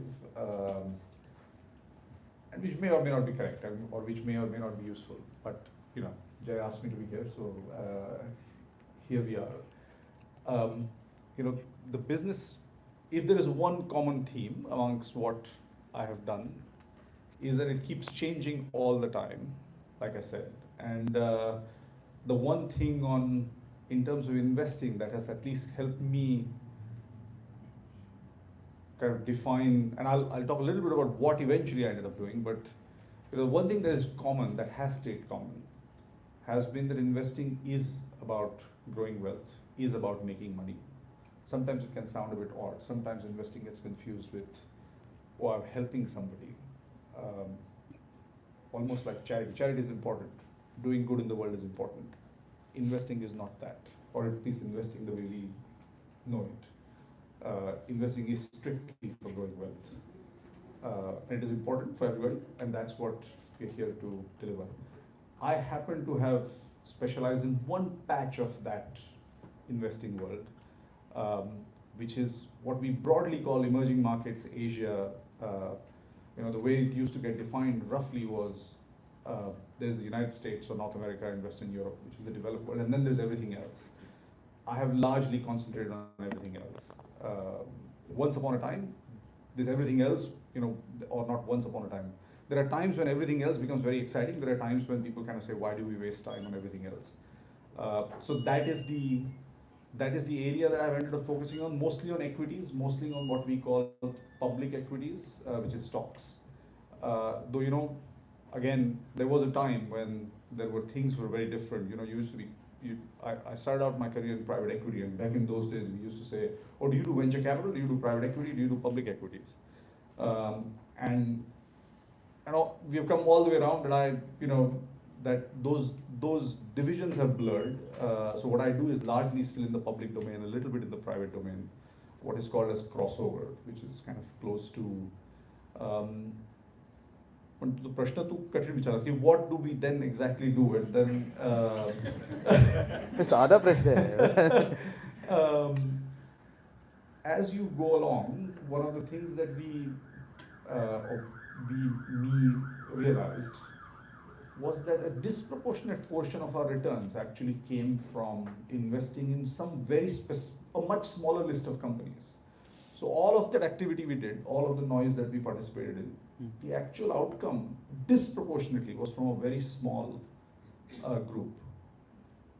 And this was a small group of businesses that we were, of course, this group of businesses did not remain constant. They kept changing, but relatively constant compared to all, you always keep asking about noise to signal. That signal was very clear. And so the way this was about 5 or 6 years ago, we redefined and articulated on what we are trying to do. And we said what we are going to try and do is we are going to try and discover businesses that will give us 5 to 10x returns over 5 to 10 years. And that is possibly the best articulation that I can give you. I know it is still very wide, but broadly in the emerging markets, Asia, including Japan, therefore region, so therefore not in the US, not in Western Europe, but pretty much everything else, discovering businesses that can generate 5 to 10x returns over 5 to 10 years. It is not a very small set, it is a decent set, but finding them is incredibly difficult. It's greatly enjoyable. And that quest, I mean, most of us joke about it, that we would do it. We are surprised that we get paid to do it. Because this quest actually gets us in conversations with people who are building these businesses, which is extremely exciting. I could probably never build a business, but all my life I've only been talking to these people, trying to understand. So it's greatly, but I'll maybe pause there. I have a feeling you will not be happy with my answer, but you know, that's my job, to discover these businesses that over 5-10 years will probably, hopefully do 5 to 10x. No, and thank you. That's quite useful, because it puts a sort of insight into your mind, inside your insight into your process and algorithm on how you go about your work. I'm going to plug a set of few sort of micro questions, and then you can take all of them, because some of them will go back and forth in terms of their answers. So first thing is, you know, maybe what has changed over the last 20 years in your profession itself? We have gone through multiple cycles, multiple events. So if you could elaborate a little bit in terms of finding this value, approaching investments, how has been the big cycles over the last 20 years? Then a little bit more micro in terms of what's the difference between investing and trading. You know, how do you draw the line? You always talk about investing, but there is ultimately an act of buying and selling, which is trading. So how do you distinguish in terms of investing and trading, particularly with your reference? And then a little bit on risk return. How do you define some return is good? Because return by just absolutely, in an absolute sense, may not mean much. So what's the right ratios to look at in terms of return versus risk? And then what sort of parameters you put around in terms of holding period, horizon to hold, etc., etc. So quite a few things there, but I'll hand it back to you to go through those as you fit appropriate. I'll try. In terms of, you know, I'll probably once again re-emphasize. You started by asking what has changed. Almost everything has changed, and we face the change every day. And I say this, you know, back when I started, we used to get told, "Oh, this is how it works," and you know, if you followed this and if you did a good job at this, you'll be very successful. And these were highly, you know, these were experienced and highly successful investors, and all that, you know, I have seen cycles and cycles and again, is that wisdom has changed. It has not worked. It worked for a bit and then it stopped working. And the main thing it taught all of us was that this change is going to be permanent, and we can either be fearful of the change and look at our portfolio and worry about, oh, what is the change going to impact you, or be kind of welcoming of it and realize that actually most of the money, you know, most of these investments that we ended up making, which were actually successful, were actually riding that change. So short answer to the question, what has changed? Everything. But then what has remained constant, or what are the things that we have found that we have incorporated in the process which really have stayed? I would say one is being able to back the right entrepreneurs, and the people are incredibly important. And this is not to say people are the only thing. We go through a lot of other things, but I would say that backing the right people is possibly the single most important thing. It's incredibly difficult to do because you can't wait for somebody to be discovered, because by then everything will be known, and you know, you're not going to be able to buy at the right price. But at the same, so you have to take a leap of faith. But at the same time, you have to make sure that you've studied their history. You've tried to understand how they have behaved. And this may not always be specific individuals, although usually it is one or two people who kind of change the destiny of most businesses. But sometimes it is a team, sometimes it is culture. And so understanding that becomes super important. I'd say the other bit is actually trying to understand where businesses are making money, how businesses make money changes all the time, but the discipline of actually understanding where the business makes money or how the business makes money remains constant. That is still always necessary. And you might think that our industry is a rich industry. There are so many people in the investing business across the value chain. And you would say that if there are so many of us doing all of this, then this must be easy because we must be doing this for a living. But we don't actually. It's something as simple as having the discipline of understanding how the business makes money, where in the value chain does it sit, who else is doing it. Something that you would in business schools at least get taught, saying, oh, this is something you have to do. There is so much noise. There is so much noise of stock prices. There is the desire to not miss out, and all of us have that. In doing that, we kind of forget having to do that basic. So having to find the right people, being able to understand how business makes money.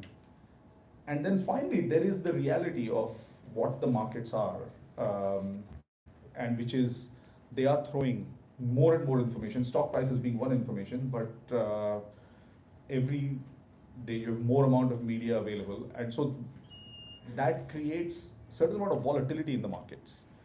Again, volatility, it is not easy dealing with this volatility, but actually volatility can be your friend.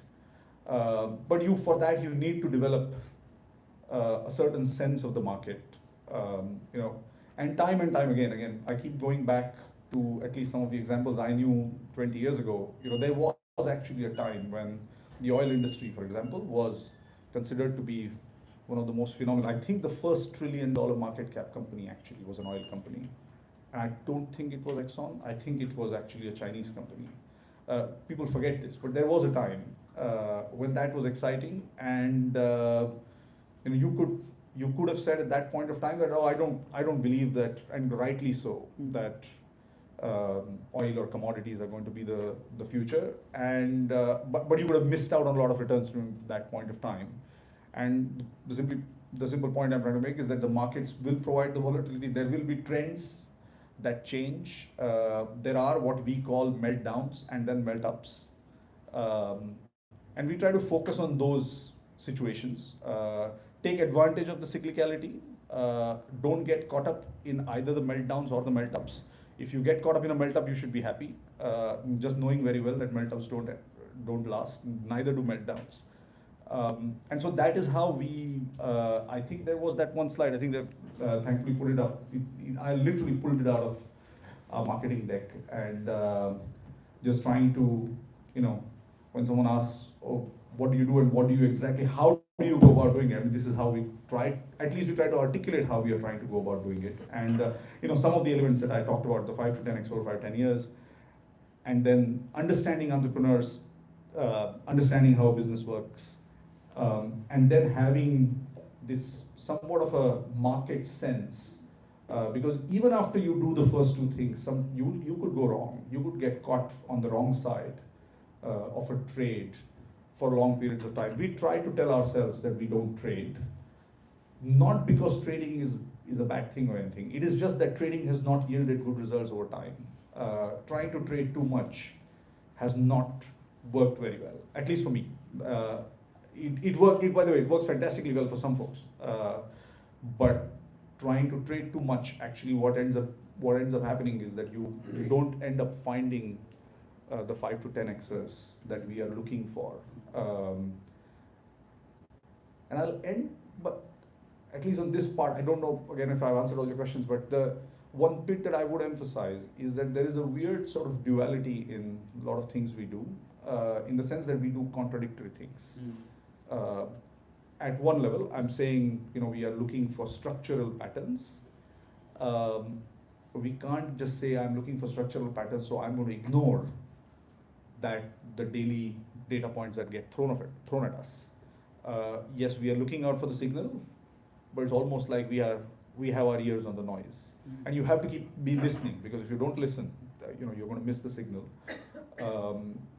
We have to be, we have to have the conviction, because the only way you will actually get a 5 to 10x over 5 to 10 years if you remain invested for those 5 to 10 years. And if the noise actually scares you out of some of these investments, you will miss them out. So in a way, you have to have conviction that keeps you going. But at the same time, you have to also be respectful of the fact that sometimes you may have just made a mistake. Or sometimes there might be something else that might be better that you're missing out. So there is that weird duality that we live with. You asked about what is investing versus trading. It's always weird. If you ask me, am I investing or am I trading? I'll always like to be on the investing side of things. But I would never say no. I mean, I look upon those who trade with great respect because there is a signal somewhere out there. I can't be blind to it. It's just that it won't help me. Doing that won't help me, although watching them is useful. No, it's a very good answer, and I think आम्ही म्हणजे थोडंसं lighten up करायला आम्ही विचार करतो की ह्याचं Marathi translation कसं करायचं फ्रॉम नॉईज टू सिग्नल म्हणून पडला आपण येतो ना ऐकू आवाज चांगला आहे सो नॉईज टू सिग्नल आम्ही काय केलं जातं की गोंगाटातून ज्ञानाकडे वगैरे असं सो आणि ही ड्युअलिटीची अमोल म्हणला की it's necessary one feeds the other many times we speak to students आणि most of us have done physics electrical engineering whatever so we done some basic sciences आणि जनरली कुठलीही गोष्ट एक 3 ते 5 लॉजमध्ये तुम्ही एक बेसिक फ्रेमवर्क्स बसवू शकता right like conservation of energy आहे कॉन्झर्वेशन ऑफ मोमेंटम आहे 3 लॉज ऑफ मोशन आहेत एवढ्यामध्ये बऱ्यापैकी फिजिकल जग तुम्ही बसवू शकता आणि हे इन्व्हेस्टिंग आणि ट्रेडिंगचं पण रिस्क रिटर्न सगळं त्या प्रकारचं आहे की you need some sort of noise without noise signal doesn't exist so they coexist in some sense but the art is in or the process or the discipline and the daily hard work and the rigor is about how you distill the signal from noise. So this was pretty much on one name and how do you find value, how you discover value, and it's a good framework actually. Entrepreneurs आहेत entire value chain आहे आणि sizing position शेवटचा भाग महत्त्वाचा आहे भाग नंतर वाचून everybody can reflect on it by himself herself. The other question I had was ki portfolio theory, right? Ki like how do you look at all of this in the context of a portfolio? Because no investment is just a singularity, right? So, at least I have tended to think of the portfolio as almost a team that you have assembled. So you are going out there looking for these businesses, these entrepreneurs who will give you these returns. And then there is a completely different force out there, which is the market, which is pricing these in. And hopefully you catch some of them at a time when the market is not pricing them in. And then, so you can't talk about the portfolio without talking about the portfolio's returns. And you never know when the portfolio's returns will really get generated. But what you have to do is at all times, keep asking yourself the question on whoever is in my team today. Would I hire him? Would I buy him in my team today? Most of them you have not added to your team today. You added them years ago, sometimes months ago. You have to keep asking yourself, would you want them in your team today? And in many cases, the answer is maybe, but you have to live with it. So the way at least I have thought of the portfolio is that you are trying to build this team of businesses that you want to own. At one level, you keep asking the question, do I want this business in my team? In that, is it going to generate, is it on that path? And some will be very initially, some of them are going to fail, and some of them are already close to that.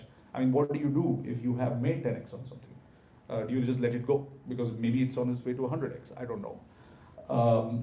But at every point, you have to ask, at every point you, in theory at least, you want to ask the question on whether you want that business in your team, and at the same time you keep asking the question: is there something out there that I can work on, I can get to know, that could add to this team? And then comes the question on sometimes in terms of capital allocation. It could sometimes mean that you want to say that I don't have fresh capital to deploy, and therefore I'm going to sell something to buy something new. Panacea would be if you could only discover those businesses and keep adding to the team. The reality doesn't work that way. The reality is some of what you own, if you test them, you actually get to know them better and better over time. And then you discover that, at year 0, I felt this was great. At year 1, I felt it was great. Year 2, I felt it was great. The price is now very different. But it is not actually what I thought it was. And for that, it is very important that you kind of keep in mind why you invested in them in the first place. But keep testing whether it's really true. If you are doing this, I think it provides enough diversification. Now, the empirical evidence has been that if you are a great portfolio manager, you might be able to run a portfolio of kind of 20 to 25 ideas. And that would be absolute. If I was ever able to do it, I would consider myself blessed. In reality, for the most part, we are scared of what is going on. We can't resist ourselves from trying to chase the next big thing. So we all end up maybe in the 40 to 50 range. In most cases, if you were able to build these a team of 20 to 25 businesses that are working for you, you wouldn't need more diversification. That would cover most of the risks involved. Sometimes you do have to ask yourself the question that are too many of them bearing the same risk? And usually the best way to ask that question is the way we do it in our processes, that we try to have a list of what are the 10 things that are likely to happen in the next 10 years, and keep a list of things that we are fairly certain are not going to happen in the next 10 years. And you'll be surprised if you keep doing this over time, that actually the list where you thought this was never going to happen keeps happening.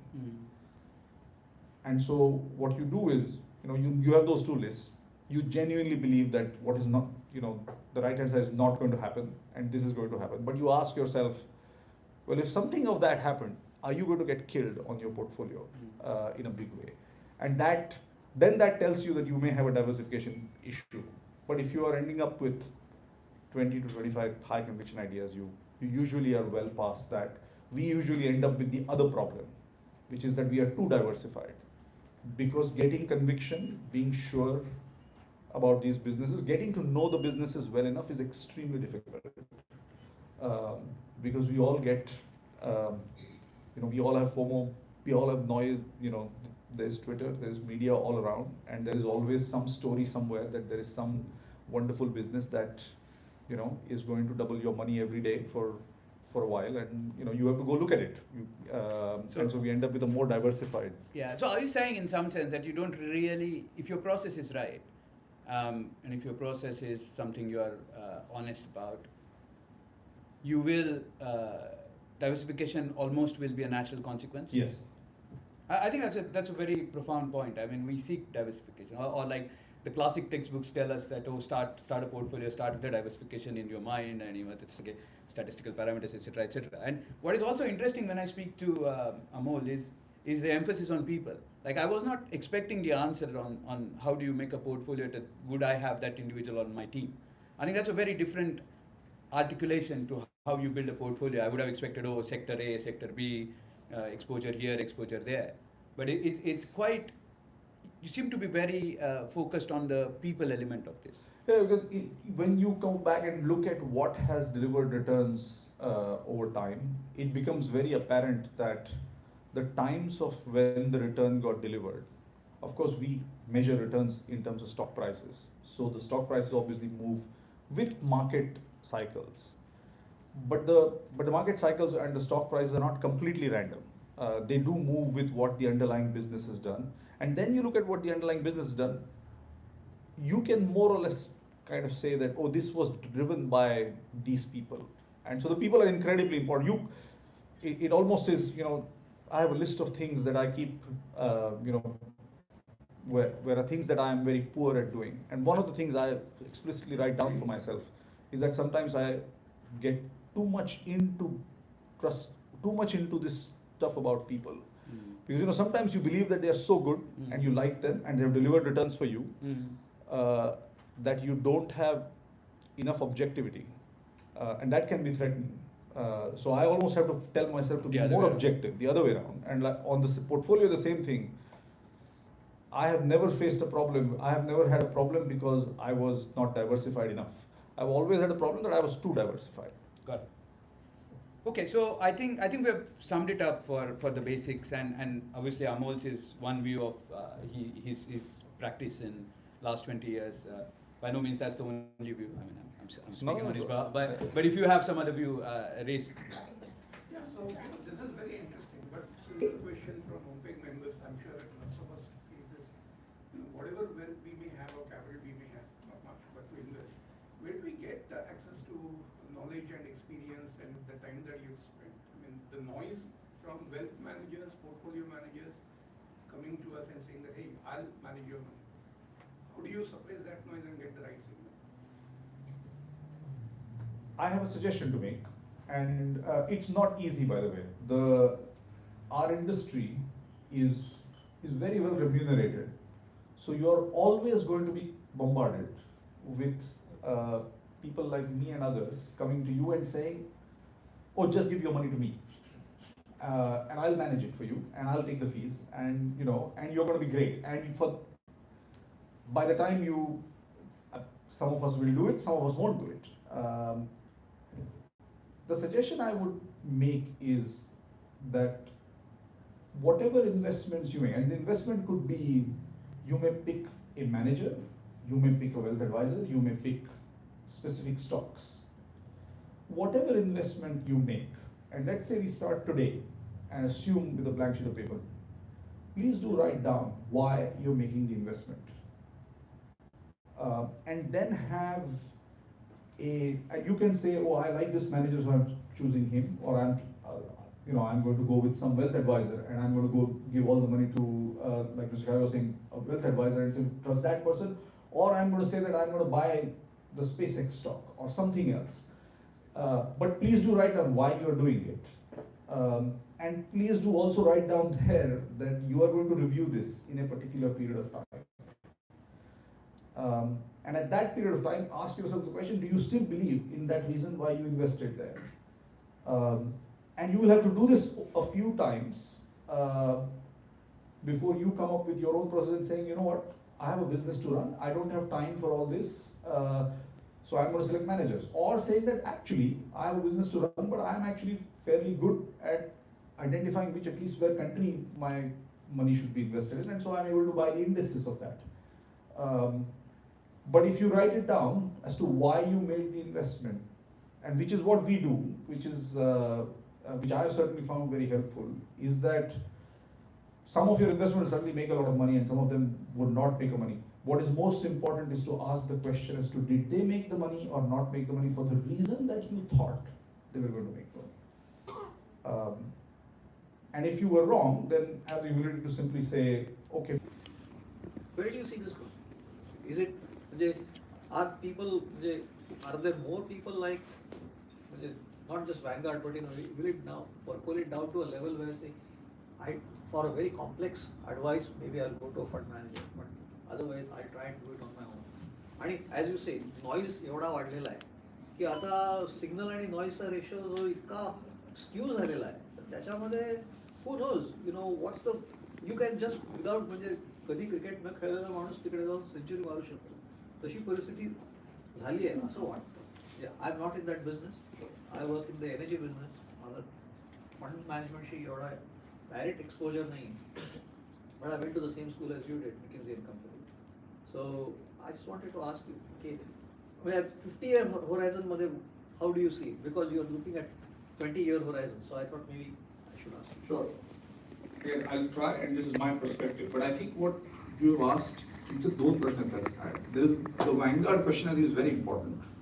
And in some ways, then I'll try to talk a bit about AI, which I'm scared of because I'm sure all of you know more about AI.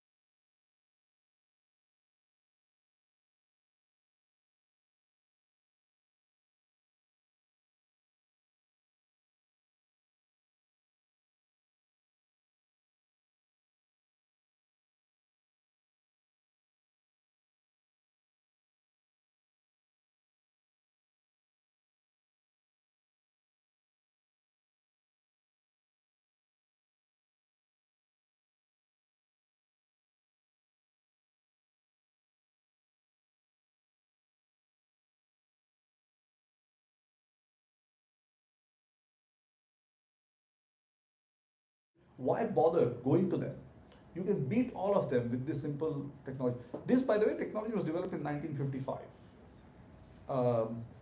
To this day, we are still having this debate, and you know, our industry has not grown smaller since 1955. Exactly. That's why I asked. Yeah, and there is something about the frailty of human emotions. If I came to you and said to you, so you are in the energy business, but there is this wonderful thing called as AI. You know, here are all these people who have made so much money and have become. You are going to be tempted to say, what is this 1955 technology that we're talking about? The world is changing. Help me invest in this new thing. And our industry will manufacture it for you. And we'll give you a product. We'll say, great. And this is a product, and by the way, at that time, you will be ready to pay us whatever we ask for. Because you will say, great, I want that. And this happens all and over again, and we can tell ourselves that this is not going to happen. And hope, maybe there will be a day where all of us become so rational and say that, oh, this is how exactly we are going to behave. It won't actually, you know, if you take it to the logical extreme, it still won't work. You know, Buffett always said it, and he said, you know, this thing of pulling, I think the team analogy, I had taken it, I had lifted it from one of the analogies Buffett said, you are building a team, and instead of building a team, if you decide that, oh, I'm going to play all my players, any player that comes in, I'm going to play. So like this is a stupid way of building a team. For sure, I'm going to build a team that is going to beat that team. Because if the other side is just a team that lets everybody play. I think the Vanguard example, I mean, I remember I only got to know about many of these things in around 2011 or 2012 when this gentleman who had developed this technology, who came up with this technology, and I will not bore all of you with what the story was, but he actually, with great pain in 2012, wrote an essay declaring he wrote this in 1955, set up a company in 1976 to make this technology more prevalent. And by about 2010, after the Great Financial Crisis, index funds were the dominant equity investing tool. So he had won. And then he wrote an essay saying, I'm sorry to say that I did all of this to help investors, and it feels like I have lost. And you guys are completely misunderstanding what I was trying to do. He created this thing called as an index fund. Actually, the industry that really became big was an industry called an ETF. I will not bother you with the technical details of why ETFs are not index funds, but he wrote a whole essay saying, the ETFs are now charging more fees. The whole point of my technology was that I save people's fees. And an entire industry got created using his technology to just take more fees. So unfortunately, I think, we are in a world where we are not entirely rational beings, so we are all going to be tempted, and which means that I think we will probably need some form of process for, and we have to look out for ourselves. I don't think that was the Vanguard part of it. AI, I don't even know. I mean, should I even try to attempt that question? But quite put it, I'll give you the shortest version of my answer. AI seems to be driving structural change. Structural change is one of the biggest drivers of returns. It's the best thing that can happen to returns. Of course, structural change will also destroy some stuff which is existing businesses. And we have to be extremely careful about it because we will get hurt by it as well. But on the balance, in general, any structural change, and every structural change, whether it be the internet boom, whether it be the telecommunications boom before that, whether it be the solar boom, whether it be the opening up of China, every single one of them has led to great investment opportunities. So I think AI is just one more of those big structural changes. And it is wonderful, and it is but there is something special about AI also is that all of these structural changes that were happening, which I described to you, I could sit behind and say, oh, I'm watching all of these structural changes from the side. It didn't change my life, really. AI seems to be for the first time that I can see my own business changing, the way we go about things. is changing. I think it creates a huge opportunity for generating returns. It creates a huge risk also, but like I said, at least my perspective is that on the balance, it will likely change the world in the way that internet changed the world, and it will create great investment opportunities. How are we on time? 5 more minutes? What do you say? Max, for you, 25 minutes over. It's okay. We Five- can take five minutes. another 5 minutes. Okay, Then, 2 or 3 since you're still here. Yeah, we can just. Do you want to run around, take all of the questions, and then I can try to see whatever. Yeah, I think we can do that. Yeah, there's 2 questions here. Two more. Yeah, yeah. Amol, sorry, I think. Santosh, you want to? Thank you Amol आम्ही म्हणजे बरेच जण इथे 20-25 वर्ष इथे आहोत having board from India आणि जेव्हा भारतात होतो तेव्हा everything we were investing in Indian equity आणि इथे आल्यानंतर इट हॅज चेंज्ड आता पोर्टफोलिओ डायव्हर्सिफिकेशन सेज की you put something in North America something in Europe and something in EM and Morgan Stanley MSCI index gives only 10% weightage to India. So if you say 40% of your portfolio is in emerging markets, basically only 4% of my investment is in India. So it's a big change. It's 100% Indian investment, India मध्ये invest करत होतो. Now we are only at 4%. So being here, how do you see that change? Or, you know, for an Indian, where our love lies towards our country.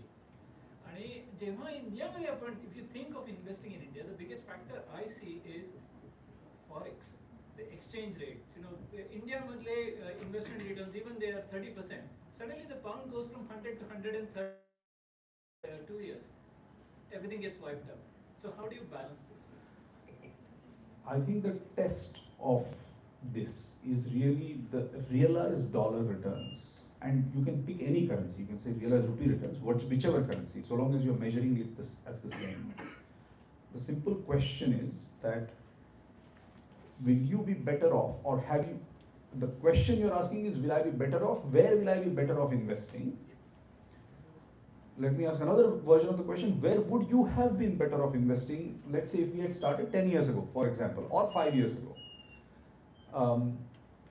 India has been one of the better places where the returns have come through. But even India is a very catch-all phrase. India, the large cap returns of India have been okay. The smaller cap and mid cap returns of India have been very good. I think the reason why India is, by the way, India is not even 10% of, India is 1% probably of global equities. So India is irrelevant. I think the question you would ask yourself is, one, where do you think the returns are going to be? And if you are not in a position to make that decision, you make the decision of, well, I'm going to find this fund manager or this wealth manager who does it. And like I said, you go back to it and say, ask them. All of us have to justify as to where we think the returns are going to come through. And then you can take a call on whether you agree with those decisions or not. In my opinion, India is a great place in terms of delivering returns. One of the rare places in the last 20 years, it has been difficult to match the type of returns that NASDAQ or the US tech has given. Very few asset classes have come anywhere close to it. India, surprisingly, in the last 10 years, has been amongst the ones, at least among the small mid caps, where returns have been very good. I do think India will be a very good place. The problem with India is that if you went to an index fund of India, the large companies of India actually don't do too well. It is in India somehow the entrepreneurial energy sits in kind of the, not at the largest, the next set of companies. At the same time, there are certain industries that just don't exist in India. I mean, that's why India is now called the inverse AI trade, because India just doesn't have companies with that AI exposure. There are so many other, I mean, the US tech being one part of it, but then there are, you can get commodities exposure in Latin America or the Middle East. You can get very cheap equities in places like ASEAN. I think it's a great thing that you have the possibility of diversifying. I think, in India, people are in a tough spot having to invest in Indian equities. It looks great when things are going great. In the last 2 years when the returns have not been there, it's been painful. So most people in India are dying for that international diversification. The fact that we sitting here have it's a wonderful thing. But you have to be, I would say you have to be very hard-nosed about it. The only thing that matters, like we said, in investing, is the actual returns. And you can take the dollar returns, pound returns, whatever returns you want to take, but measure everything in the same currency. And if you're measuring everything in US dollars and asking for US dollar returns, you will probably find that India is great, but maybe 20% of your portfolio, maybe not for 100% of your portfolio. And it's a wonderful thing that we have that option available. Most people are looking for that type of option. Thank you. One last. Last one, please. Yeah, so thank you for your insights. Maybe a slightly different question. Over the course of your career, has there been a single experience or experiences that have kind of led to you being good as a fund manager? You know, how have you become great at separating signals from noise? There hasn't been one instance, but there has been a part of the process that has dramatically helped. And that has been speaking with entrepreneurs. My colleagues always used to joke upon me, you know, the previous fund house where I used to work, we had a beautiful office and there were probably about 20 of us working together. I used to probably account for 60% of company meetings in the office. And they would say, how can you possibly find it useful? There must be a marginal utility where speaking to an entrepreneur is useless. That the entrepreneur is actually not telling you anything useful to make an investment. And that is not the case. I am yet to, in a year, you know, probably I end up meeting maybe 200 companies and I feel privileged to be able to meet them. And these are people who come and sit in front of you and will tell you their story of their life as to how they built a business, what happened to them. Where I'm asking the question that of the kind that you asked, and I get the privilege of asking them that, and then maybe a year later when they are back here, or 2 years later when they're back here, going back and saying, oh, what did you say, what did happen? That has been, it's a privilege, by the way. I almost many times wonder as to why these people talk to us. What are they getting? Because they can't, many of them are supremely successful. They don't really need our capital. They just want to tell a story. They want to tell their story and they want somebody to be listening to it with attention. And we just happen to be there at the right place, right time. But doing this over and over again has been an absolute wealth of information and teaching, because because these people who actually run businesses, who have developed businesses, who develop these insights, they develop signals, they understand some of these signals so well that they will tell you, they teach you how to actually, how does the business make money? You ask them that question, they will tell you, let me explain to you how it actually makes money. And it is wonderful. And I have, you learn so much from these people when they explain to you about their business. And most of you guys are running businesses and you may not recognize it, but if you went and I had a conversation with you for half an hour where you told me what you did, you may think, oh, it's nothing. I just told him, the story of my life. I told him what I do. But for me, it is absolutely precious because I am doing this over and over again, twice a day probably, or long periods of time. And that wealth of information is just incredible. The teaching that, so I would say that, over the past 20 years, I have learned to do more and more of it over time, and it has just, I'm trying to think if there are other things, but this is the part that I think has made me better in a dramatic fashion. Okay. Thank you. Thank you. Thank you. Excellent.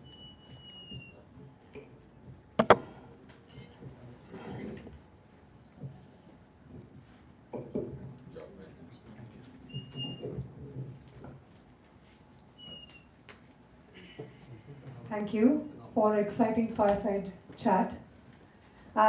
May I please ask Jay to come in?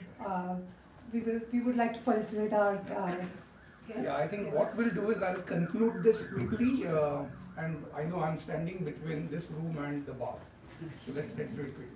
So this all started about a month and a half ago when I was sitting in London having a drink with three friendly wealth manager advisors, portfolio managers, and SpaceX IPO was just around the corner. So I asked these three guys, can you advise me in a friendly manner, should I invest? First one said yes, and he gave me absolutely convincing answers. Second one said no, and he was even more convincing in why. Third one said not sure, and he was absolutely fantastic in convincing me. And I said, well, I need somebody like Amol and Bhargav to be here to help us understand what we do with this. But thank you very much. Really appreciate you taking time. So, on behalf of OMPEG, may I request Mungre sir to just give a small token of our appreciation. To first, Amol.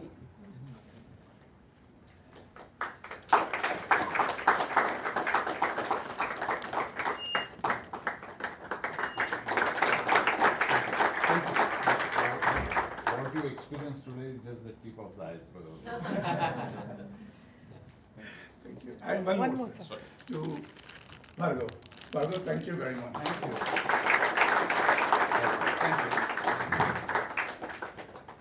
आइसबर्गच्या टिपचं पण tip होतं. काल आम्ही 2 तास याच्यावरती बोललो. No, but just so that we all get benefit out of it, you mentioned, Bhargav, that he's now in his new capacity is able to give advice. Can you tell us how? Is this because you're launching a new venture? Yeah, I would be. I mean, I'm in the process of, we are hiding. Oh. No, It's working, right? Yeah. Thank you, Jay, for letting.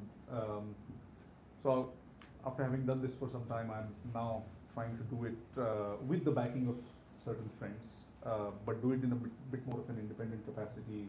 We will launch a fund once we have it. As someone mentioned, we are heavily regulated, so not a lot we can say until we have it all ready. But yeah, we will have it.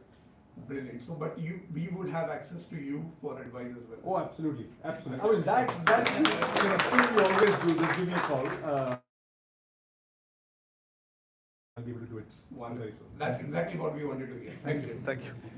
So, thank you very much, first of all, to our two distinguished guests, and Amol and Bhargav, thanks for sparing that time.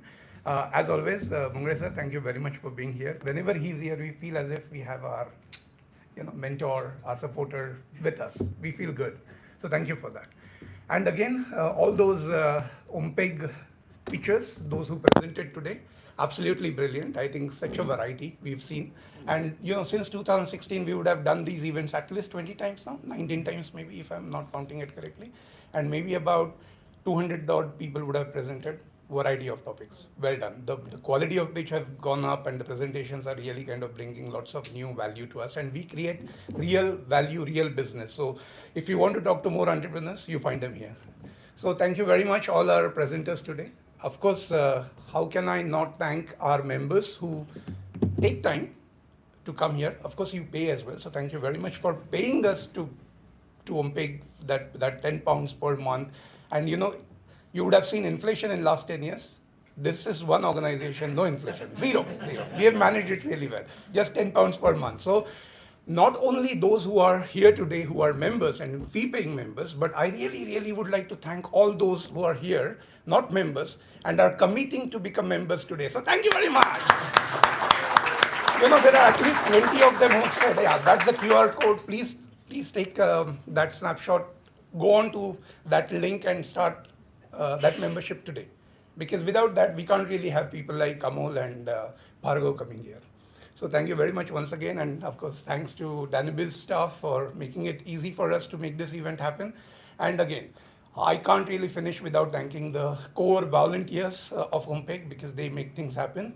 We need more volunteers as well. And today I really would like to mention that for our members, we used to have actually members pitch events or promotion events online or in presence. We would like to have volunteers to help us organize those members promotion events. So anybody from this group who would like to come forward and say that, hey guys, we would like to help you organize those events, then we definitely need some bandwidth. And our anniversary event is happening very soon. In 2 months' time, we'll release the date very soon, hopefully within a week or two. So looking forward to seeing you all there again. And that's about it, really. let's go and enjoy and have some networking time as well. Please remember this one, and of course those volunteers who would like to help us with organizing more events. Thank you. Thank you, everyone. One request, all the speakers, please, can you come to the front? We'll take some photos with our guests. And Shraddha has requested the slips back if anyone has filled them, please. Thank you.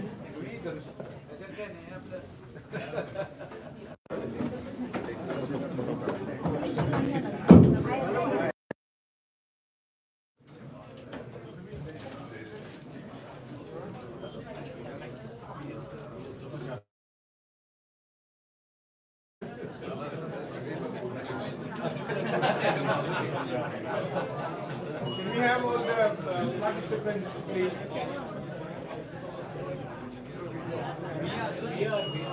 I have refrained from speaking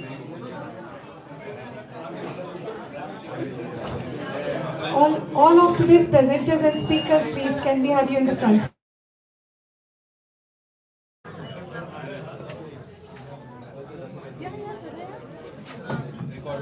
ती wire बघ फक्त ती wire फक्त काढ ना आणि नाही खाली पण आहे ती पण काढायची ओके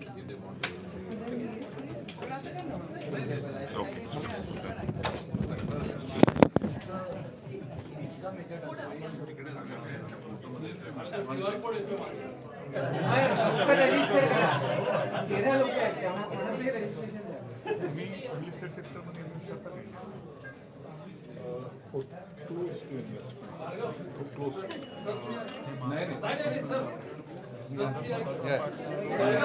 मध्ये आहे ना फायनान्स कंपनी मिरवानी फायनान्स आता मी स्वतःची invest one of the companies recently started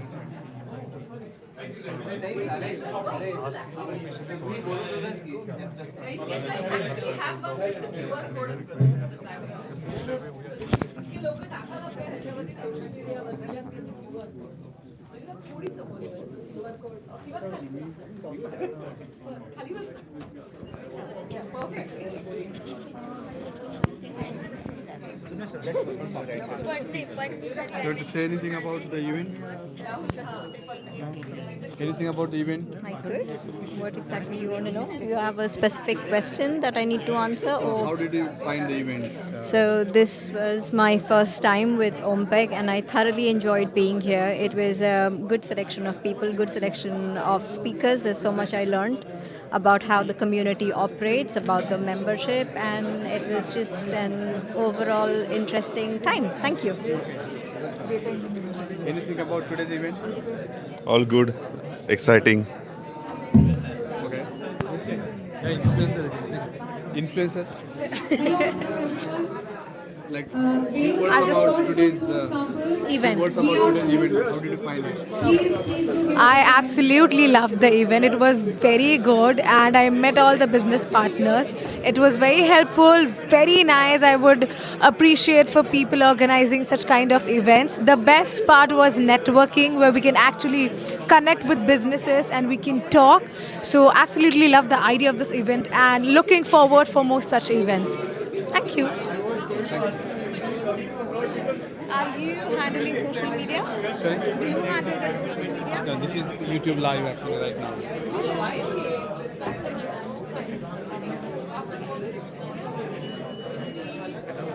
Hey, hello. Do you want to share any few words? YouTube live. No? Yeah, feedback. You want feedback? You want to give feedback? हा माझा पहिला event आहे. स्वाती पाटील तिने मला introduce केलं ओमपेग बरोबर. So it was very insightful. खूप छान इव्हेंट आहे and I really look forward to become the member of this. Thank you.